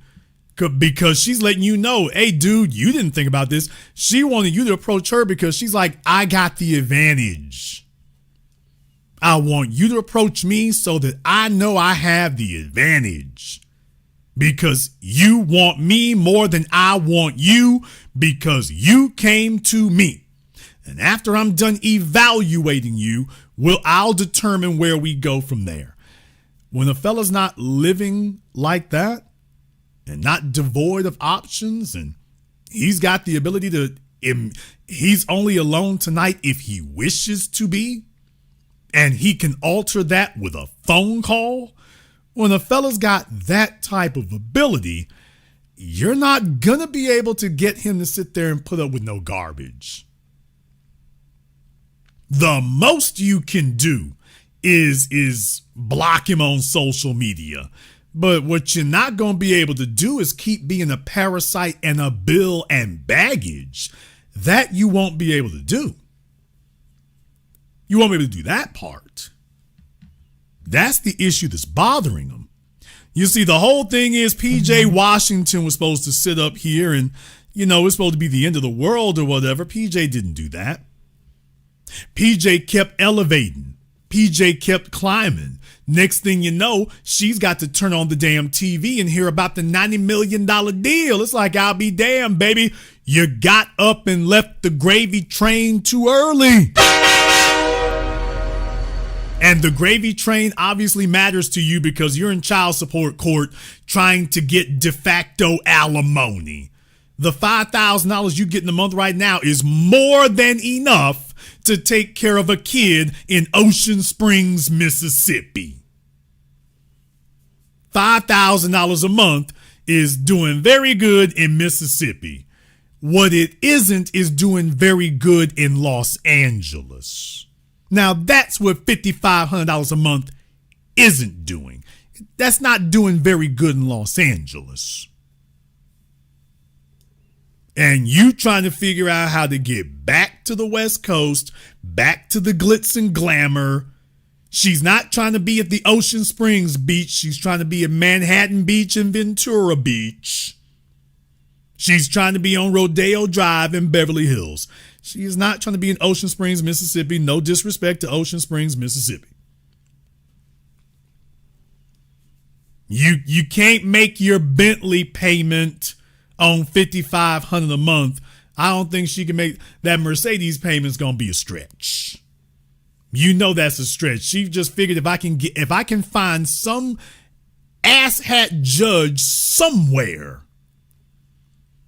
if I can just find one clown ass white supremacist judge somewhere who will dig off in this nigga pockets for me, to make up for what I cannot do for myself. And let me know what a clown you look like here, Brittany. You've been doing this now for almost a year. I'm going on a year now. At what point do you just cut bait and say, okay, this is more than enough. I need to accept that I'm no longer the it girl. It's no longer the glamour. It's no longer none of that. Because, baby, everybody can see it now. It's not even hidden. It's not even hidden. Baby, you wish you are for a person to sit up here and try to be dismissive or denigrating about a Bentley. Oh, please. Come on now. That's just stupidity in action. Ain't nobody sitting there with you. Are you sure you're right? And if you didn't like it and didn't miss it, you wouldn't still be complaining about it. You talking about fighting PJ Washington's wife. His wife is not posting anything about you. They're not worried about you. They doing what they do, and you out here posting up whole videos talking about him. It's very clear who misses whom. Yeah, because he didn't crash and burn without you. You take a look at where his life is and take a look at where your life is at. Not your lifestyle, your life. PJ sitting fine where he's at. You talking about rebuilding your life in Ocean Springs, Mississippi. If anyone had a choice of places in the world to go to rebuild their life, no disrespect, Ocean Springs, Mississippi is not on that list. Maybe the real estate developers from Miami or whatever will do them like they've done the East Coast. But right now, it don't look like that. It ain't really popping. And if Mississippi has their way, it won't be, because they're very resistant to development in these areas where the old money can keep everybody out. So what you got on that beach is what you going to get. 5-star resort, them folks will get together and make sure that doesn't happen. So forget the damn glamour. Nobody goes to Mississippi to rebuild their life. Mississippi is where you end up because didn't nothing else work out. Mississippi is always trading places with Louisiana, my state, for which one is going to be the poorest, most backward state in the union. Nobody desires to go to Mississippi to get their life together. Mississippi is where you go when everything is falling apart. You don't go there to get your life together because that's not fertile soil to do that. LA would have been the place to get your life together. Yeah, but you need somebody who will sponsor that for you, Brittany. And all this trash talking you do, it doesn't pay bills. It doesn't pay for TV use. It doesn't pay for studios. It doesn't pay for any of that. Y'all remember when she was with Pearly Things and them? They were in a studio. What? Remember that? Pearly Things tried to get you to act like you had some sense, which, by the way, is just so ironic, being as Pearl. And Pearl's listening in tonight, so hello. Baby, you had a studio then. What about now? Now she's broadcasting to you live from the driver's seat of her Mercedes C-Class. And yes, it's a C-Class. No shade. But you went from having studios to be in to broadcasting live from the front seat of your C-Class with the baby chair behind you, with the baby car seat behind you. This where we at. This where we at.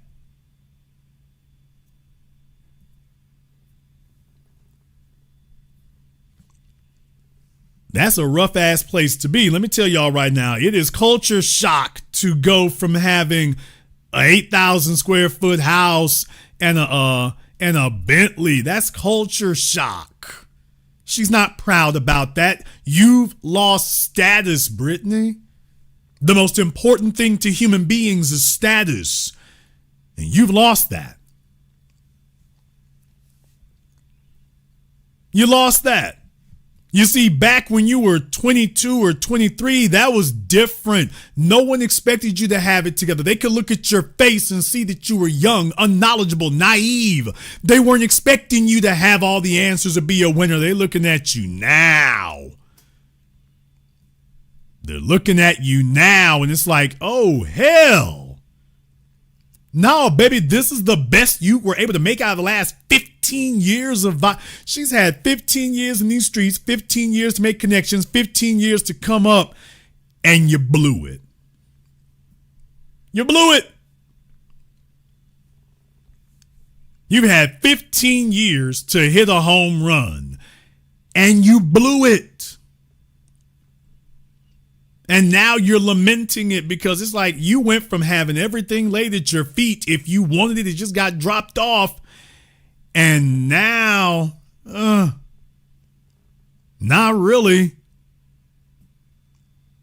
Not really.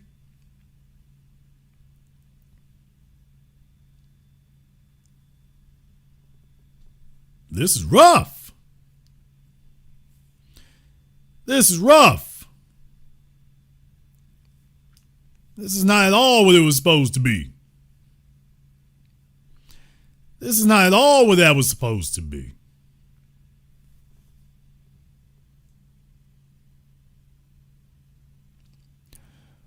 In the chat room, Miss Laurel, Miss L'Oreal, come on now.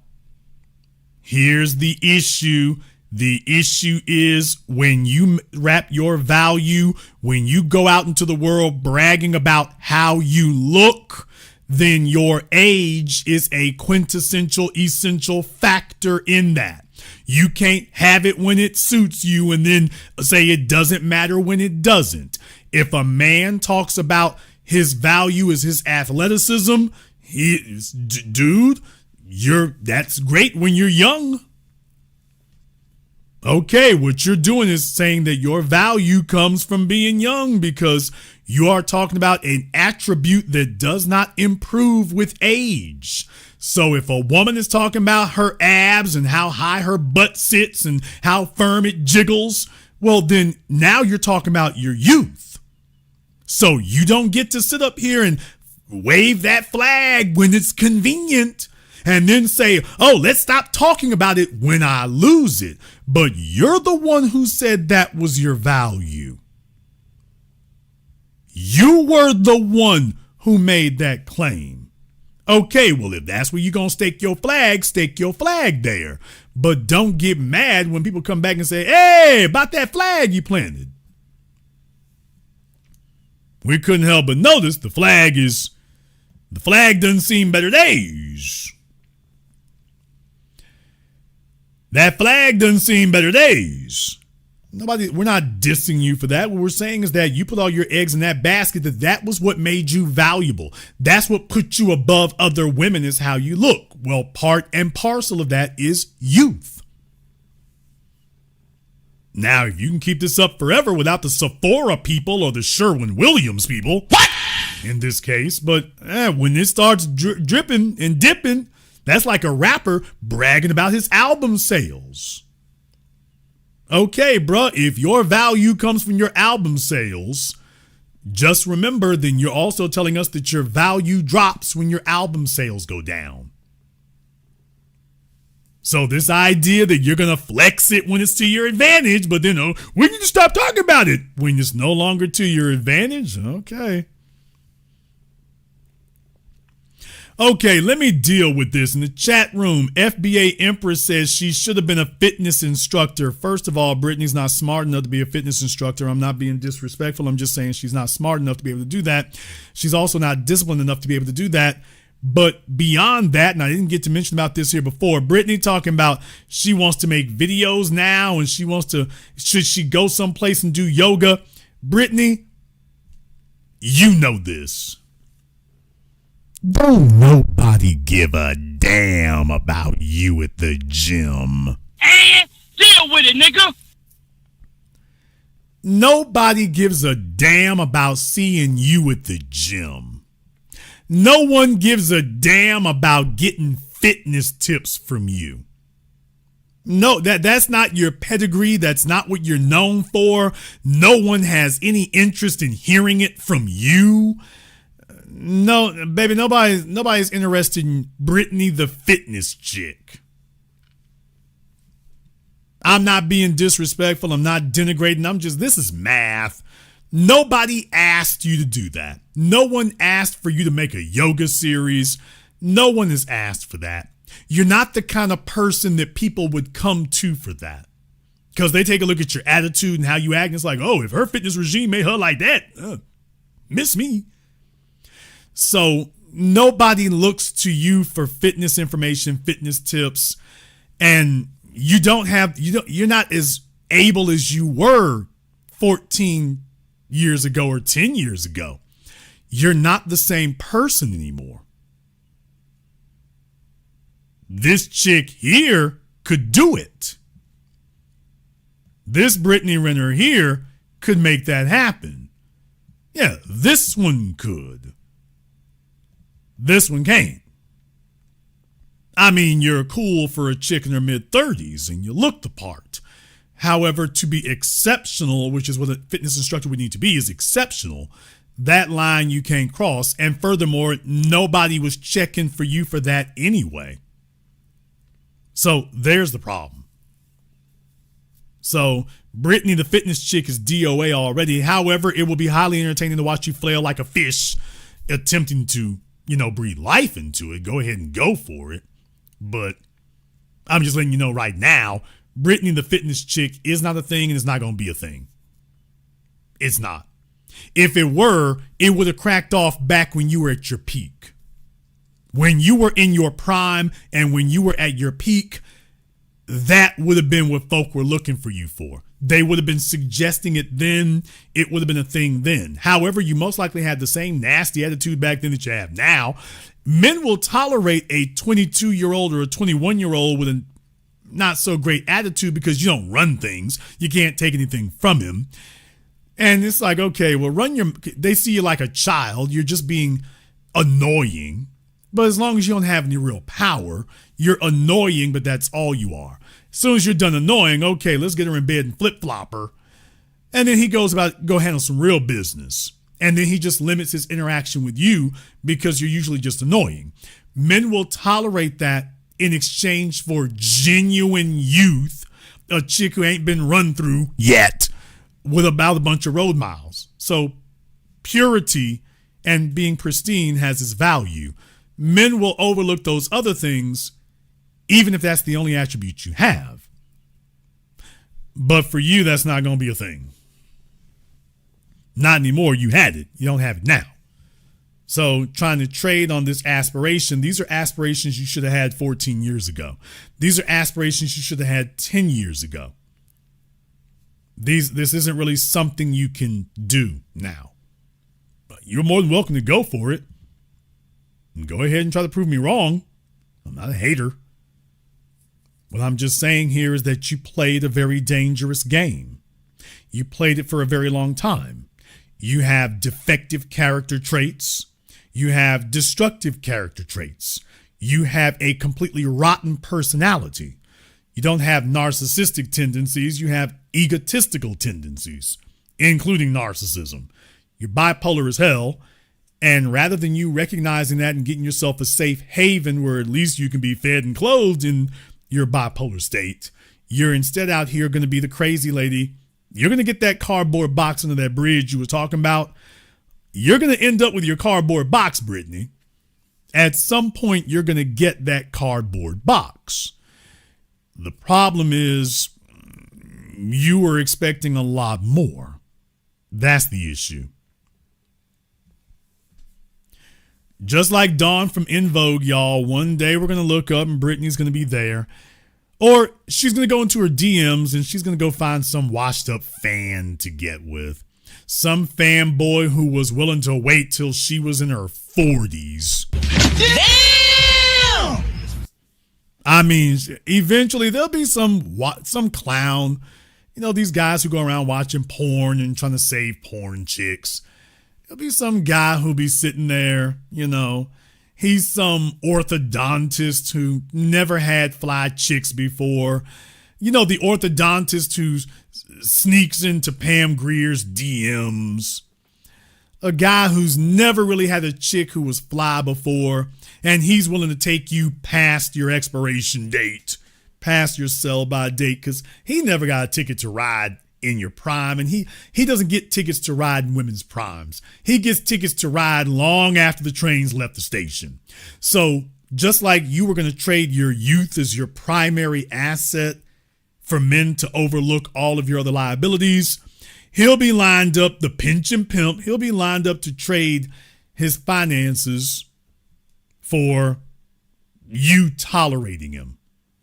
And you'll pretend it's okay when in reality, every month you patting the pockets down and you're making all these, quote, romantic suggestions when in reality, you're just buttering him up so you can go ahead and get permission to spend the money. But this is the stage of the disease that we're at now. And Brittany is just one among many. The great thing about the internet, folks, is we get to document this stuff in real time. All the people who used to say this didn't really exist, all the people who used to say it really didn't matter, now we're just documenting it in real time. We are documenting it as it occurs. We're getting able to show people what's happening as it's occurring, and we're able to do the rundown of the names. Now we can just do the rundown of the names. All the chicks who you thought it was going to turn out well, no, it didn't. No, it didn't. All the chicks who curbed you and whatever, if you kept your head on straight, if you didn't give in to simp disease, yeah, man, we're watching it in real time, and it's sad. It's sad. The Vivica Foxes, we can track them over the decades now, and now we can document it. What is Vivica Fox known for today? Is she known for her movies or anything? No.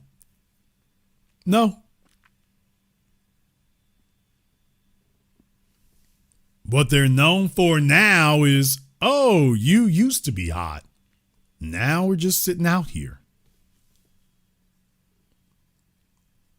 And as these chicks have aged out and gotten horrendously older and, the road miles are so obvious.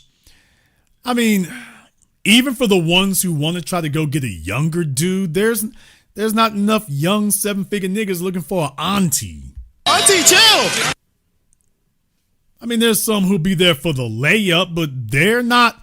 There is no 25-year-old NBA player who is looking to get with Lisa Ray to take the place of that prince from the Turks and Caicos she was married to. There is no 25-year-old fella who's looking for a 45-year-old female for that. They're not looking for that. And all these older chicks trying to do it, in case y'all didn't notice, is not really working. They're getting a date. They might get yet another baby to toss on the pile with all the others.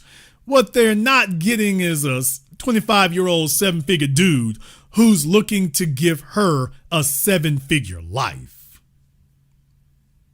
She's still a working, kept woman. He'll buy you some little extras. What he's not gonna do is give you a 7-figure life. He's not gonna do that. If Brittany Renner had if Brittany Renner had Mr. Right in her DMs, she'd already be with him. She doesn't have Mr. 7-figure nigga in her DMs. She doesn't.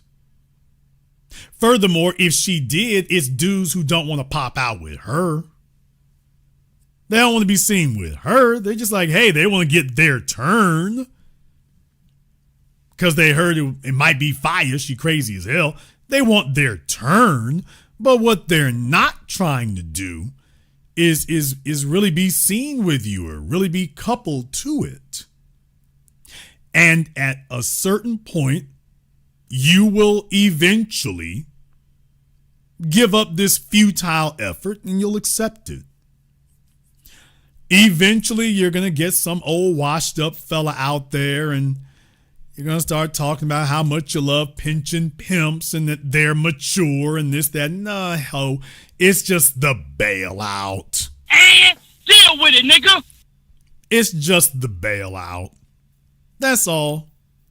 You showed the world what you really wanted.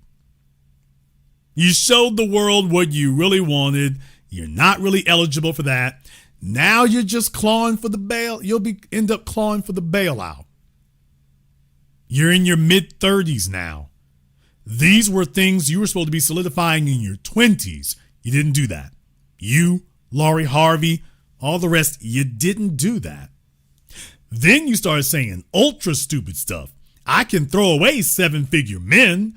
And then now you're delusional talking about if you did it once, you can do it again. I want the fellas to remember that. This is the real attitude. They really do believe that it doesn't matter about you because if I did it once, then I can do it again. So that's why they consider you to be disposable.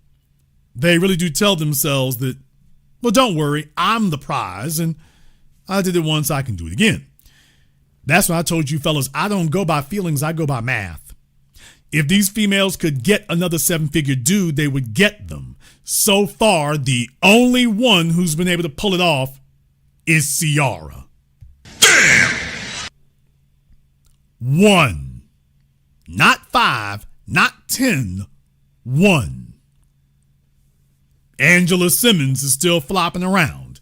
Yeah, out of all the chicks out there, the only one who ever actually pulled it off was Ciara. Do you realize how mathematically, statistically daunting that is? Do you realize how daunting that is?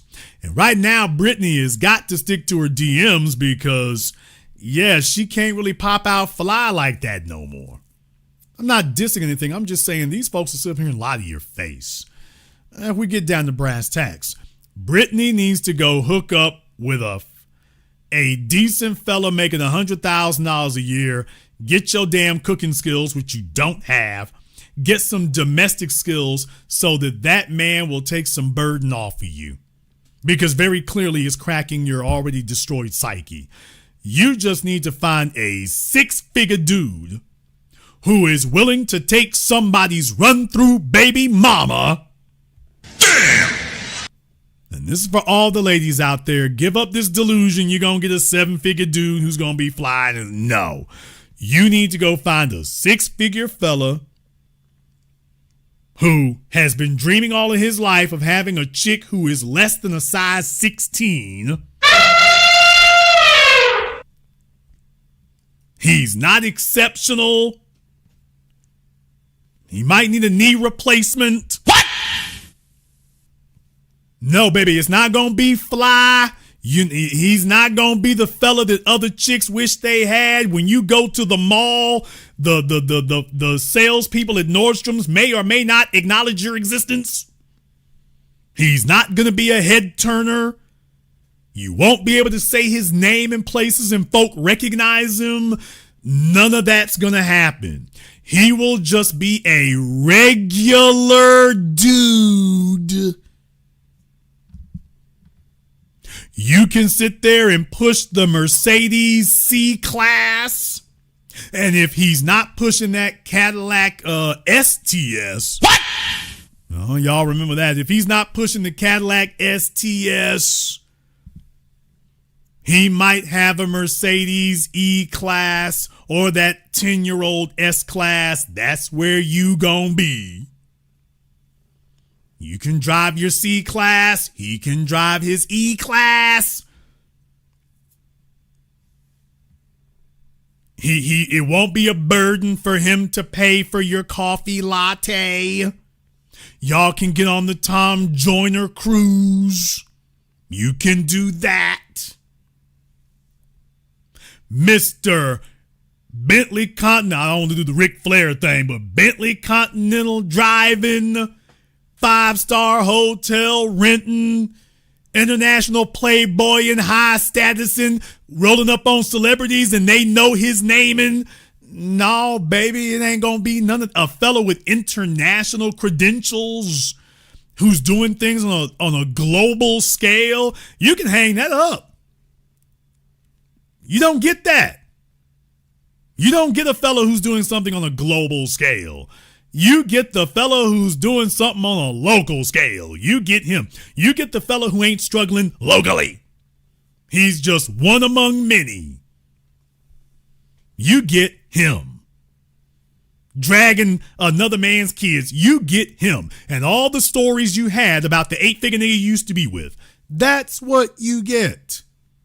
You get the fellow who was working down there at the mall. You get the old retired military dude. You get the old retired from the city dude. You get the truck driver who's been saving up his money. You get him. You get the sales manager from the Toyota dealership. You don't get the guy who owns the Bentley dealership. You don't get that. You get to talk about vacations that everybody else does. You don't get to talk about the Casa del Mar. You don't get to do that. Oh, man. Can I advise y'all of a little bit of something here right now tonight? Jason, you saying too much. I'm supposed to only do this on Patreon. Don't make me start showing out here. Don't make me start showing out.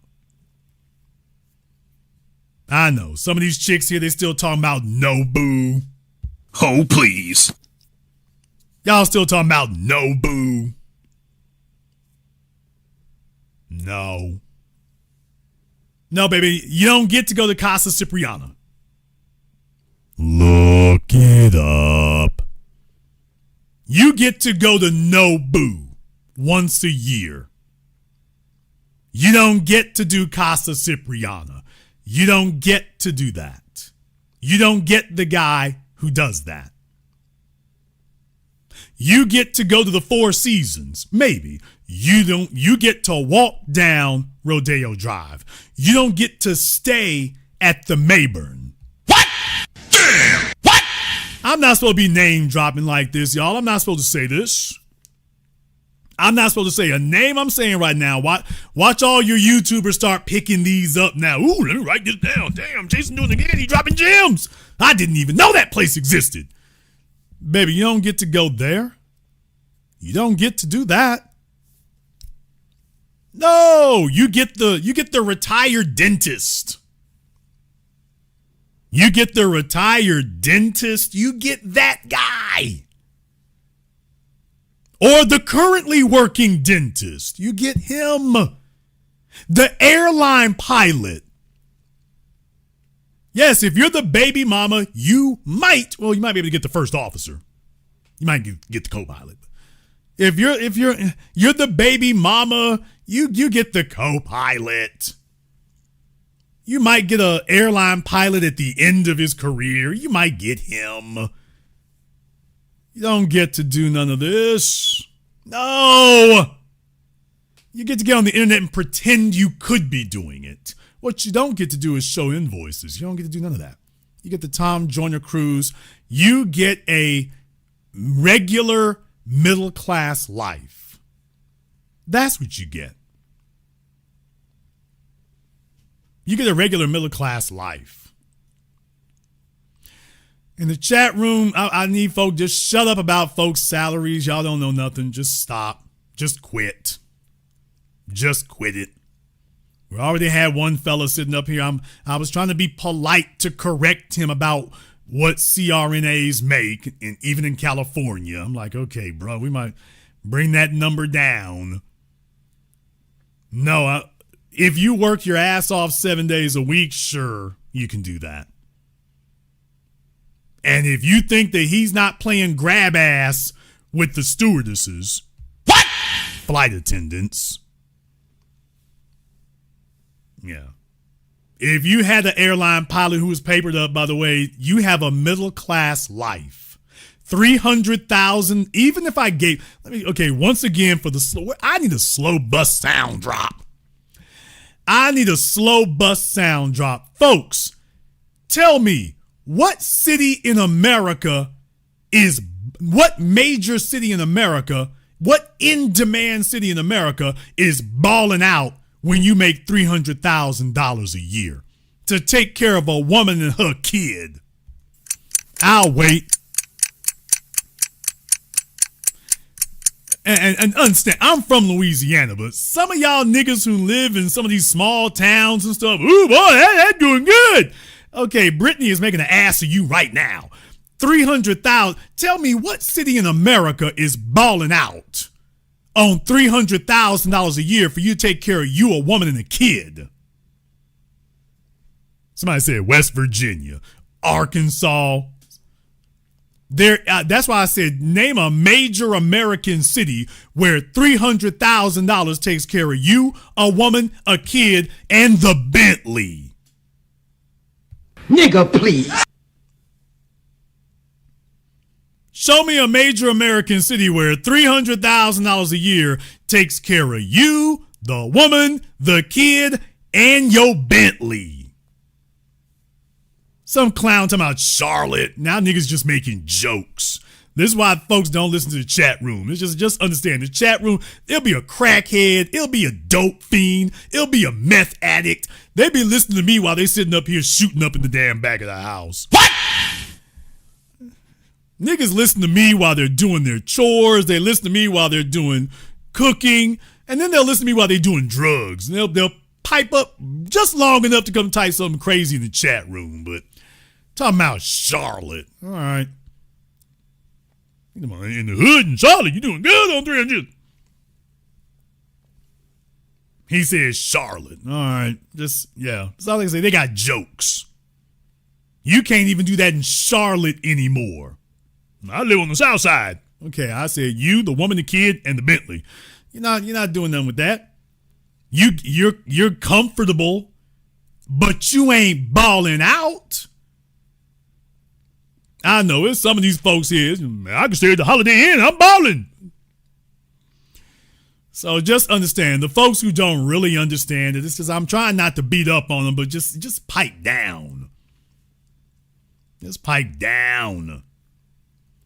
You're not taking care of you, a woman, and her kid by another dude and getting her out of that Mercedes C-Class on $300,000 a year in Atlanta, D.C., Miami, Jacksonville, Fort Myers, Houston, Dallas, Austin, San Diego, L.A., Oakland, San Francisco, Portland. You ain't get Albuquerque, New Mexico, Santa Fe, Denver, Colorado. You ain't getting her out of there with that. That $300,000 will be enough for you don't have to worry about paying for Chipotle. Baby, I got the Chipotle money. When she stops you and says, damn, look at that G-Wagon. I've always wanted a G-Wagon. He can't do that. Well, my ex-boyfriend, PJ Washington, had me in a Bentley. Dude gonna be like, well, hell, you need to get back with PJ then. I'm just an airline pilot.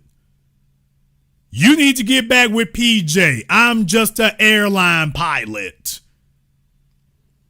$300,000 and then after taxes, you'll be lucky if you got $200,000 left over. With this chick wanting to spend $2,000 a week, most likely, she's going to want to go get her hair done, nails done daily, drive around spending money, goof off money, fool around money. Then she wants to go stunt on the gals. Why she got to have a Bentley? Because she feels like she's a Bentley. You think she wants to see these? She's driving a C-Class. That means that any chick who drives up in an S-Class pulls rank on her. If you got a female who thinks that she's a walking Bentley, she believes that her and the car should match. So she wants the Chanel bag, and she don't want just one.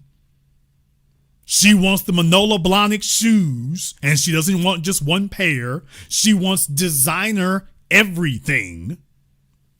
She wants designer everything, and she wants you to pay for it. That's the point. Just like she tried to shake down PJ Washington.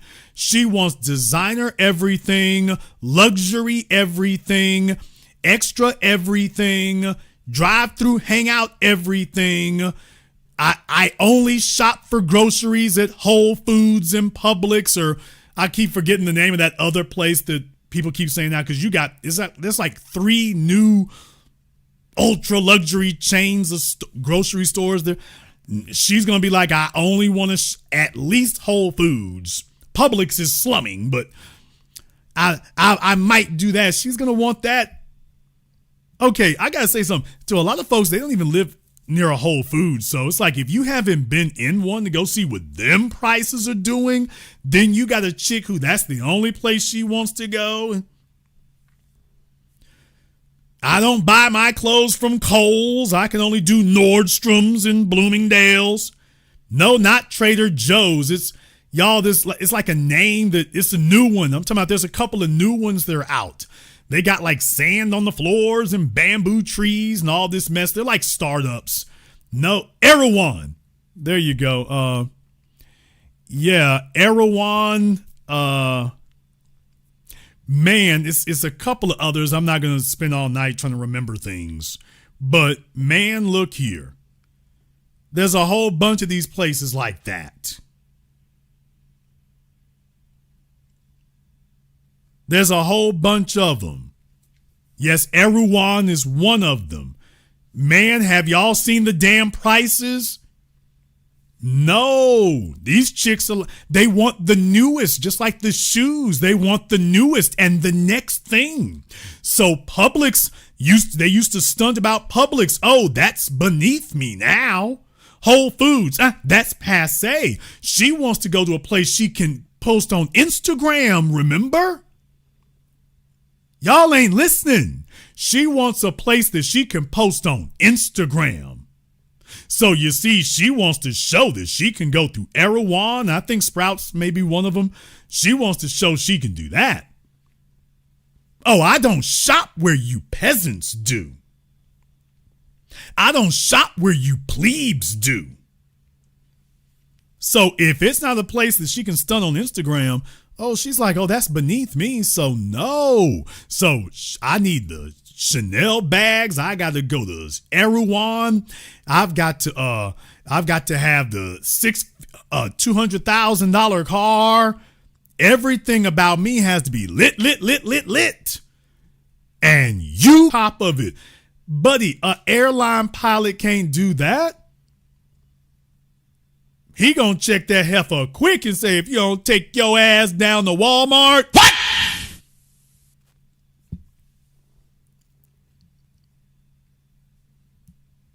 Think about that for a few moments. Between a Bentley payment and her Erewhon grocery budget, $200,000 go quick. Now you got to pay for this kid. She's going to want the kid in private school.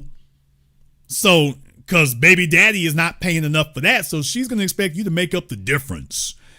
Fellas, come on now. That's not going to be enough. Remember, then she wants to go on a cruise. She wants to go on vacation. Do you think that she's stunting talking about we're going on vacation to Ocean Springs, Mississippi? Oh, please. Tell me the last time you all saw a celebrity at Ocean Springs, Mississippi. I'll wait. No disrespect to Ocean Springs. I'm sure they're happy to be a best kept secret, but 5-star accommodations, world-class touring. When was the last time you saw anybody post up on the Instagram about how they were stunting in the waters of Ocean Springs, Mississippi? Okay. All right. I'll just leave that there. So what I'm saying is that they want the whole 9 yards. You can't do that on $200,000 and $300,000 a year. Hell, you can't do that in Atlanta, Dallas, DC, Chicago. You can't do that on $500,000 a year. $500,000 gonna have you strung out. And remember, the more money you make, the more in taxes you pay. Because remember, once you get past that $250,000, $300,000 threshold, now you have to pay taxes and the alternative minimum tax. So your taxes actually go up. So you're making more money, but you have to pay more taxes. It goes in different areas. You don't have deductions unless you're a business owner. You ain't got deductions like that. You got to get it how you live. And this chick is like, she don't give a damn how you get it. Get out there and get it. Or otherwise, she going to be looking for the next nigga she can lay up with. Because she doesn't have the ability to do any of this herself, but she's going to put the burden on you.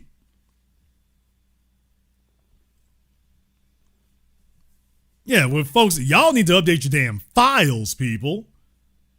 You ain't balling in a major American city on $300,000 a year. You are solidly middle class. You are solidly middle class. Fellas, she ain't joking about that. Why do y'all think Brittany, with her money as fouled up as it is right now, she's still trying to pretend that she can afford a Mercedes?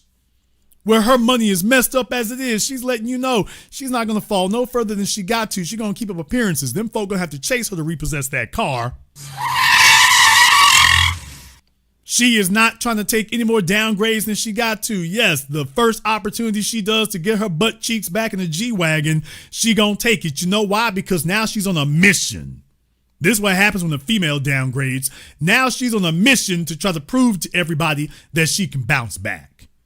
And with her having such a public fall from grace, but is she going to be desperate to get that come up and get that glow up?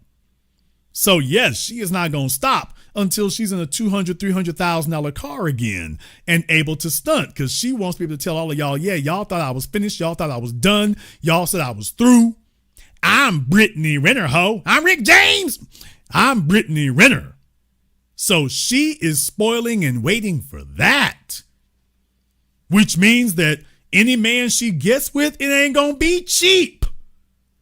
300,000, dude. She was with a fella making 20 mil a year, and all you got is 300,000. She's looking at you like you're a pauper. She's looking at you like you're homeless. All you make is 300,000. What type of housekeeper can you afford? Because she ain't gonna do it. Remember, she wants you to get a housekeeper, a maid, a chef, a groundskeeper. Oh, one more thing, y'all. She's gonna want to go for massages and for spa treatments once a week. Damn! How many of you fellas have had to pay for that? How many of you fellas have had that experience? A chick who wants to go to the spa. Think about all these extras. She wants to live that life. $300,000 a year. You think you're going to get that? The first time she says she wants to go and you say, hey, we need to cut expenses, she's not sitting there saying, okay, you're right. She's like, this broke nigga. This broke bastard. If I wanted, you should be able to do that. So no, she's gonna put that type of burden on you. Y'all can see the sweat stains over here on the damn side of the window. What? I mean, up over there on the arm, on the side of the door. It's like, yeah, she's like, oh, this ain't what it's supposed to be. Oh, so mark my words. That's what they're gonna be shooting for. 300,000 ain't gonna get it. She wants $1,000,000 life, not thousandaire life, millionaire life. And once again, she wants to shift all the burden to you because she is too pretty and precious to lift a finger to work for it. She's doing everything she's supposed to be doing by going to the gym. Long as she go to the gym, she has fulfilled her obligations. Now, isn't that amazing? She will sit there and tell you that you're wrong for telling her, shut up, make him a sandwich, and just have some sex. But when you ask her what she contributes, she'll tell you that she's done everything she has to do just by going to the gym. That she doesn't have to contribute anything except making sure her body is nice and fit to flop on. But that she doesn't actually have to do anything beyond that. Ain't that something? Now, if you told her shut up and go to the gym, she'd say you're wrong. I ain't gonna just shut up and go to the gym. But when you ask her, okay, what do you contribute? I shut up and go to the gym. That's all I have to do. Shut up and go to the gym. Okay. And the bottom line is simps don't become 7-figure dudes. Simps don't do that. Simps are 6-figure dudes. They're not 7-figure dudes. Because that's too hard. It's too difficult. And this kind of chick would drain it too much. If he did try to wrangle this type of rattlesnake, she just draining it all. And the more she gets, the more she wants. Take a look at Vivica Fox, y'all. Is Vivica Fox cheaper today that she's older? Vivica Fox done aged out the damn game. Has she gotten cheaper? Anyone? Vivica Fox, Lala Anthony, Lisa Ray. Have any of them gotten cheaper? Do you think if Angela Bassett divorced her husband tomorrow that she's going to get with a 6-figure dude and give up the LA Beverly Hills life? How many of y'all think that's going to happen?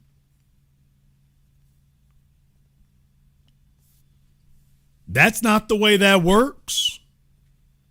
These women get more. Any man in here who's been married and got divorced knows that chick only got more expensive as time went on. She was much cheaper when she was a young tender thing. The older she got, the more expensive she got. And you telling me you gonna wing it on 300,000, nigga? What you trying to say? You gonna put your foot down? Look, damn it, I'm putting you on a budget. Nigga, please. Do you think this chick is getting with you so she can be on a budget? Where do you guys come from making those assumptions? These women ain't coming to you to get put on a budget. She's looking for a guy who's a blank check, not a guy on a budget.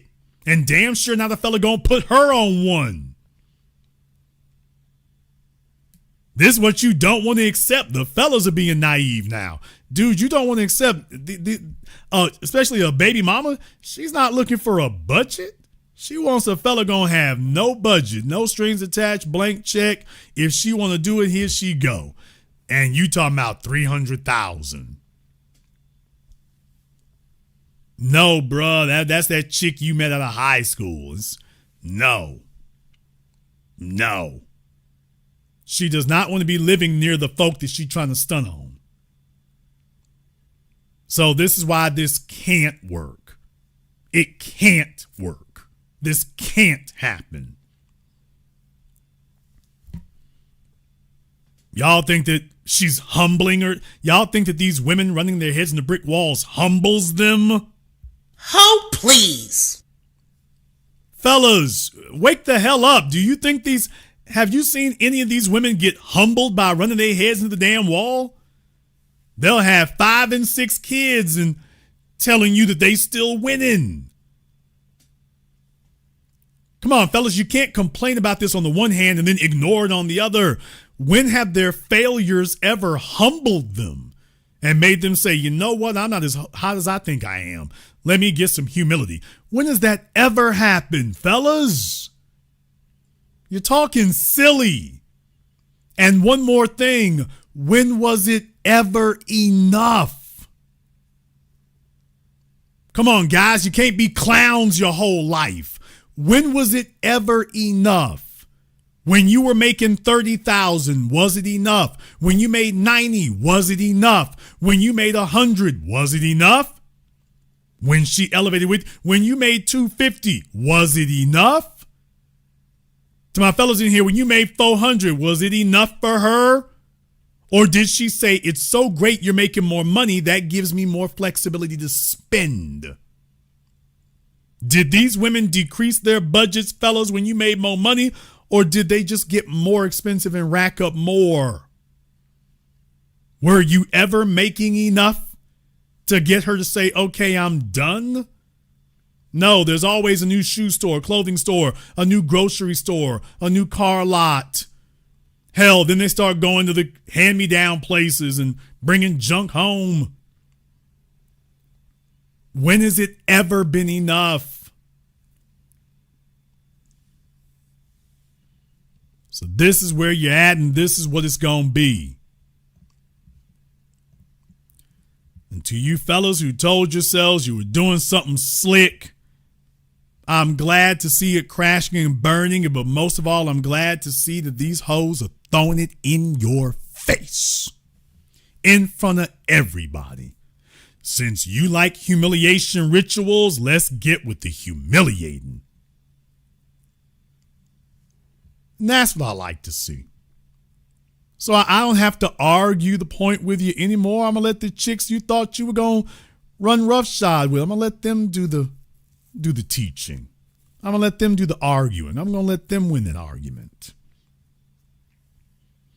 And what you guys are finding out is that you got the same story everybody else did. These chicks are shaming you, clowning you, and telling you that all the stuff you did to kiss their ass didn't mean a thing. Just like we told you it wouldn't.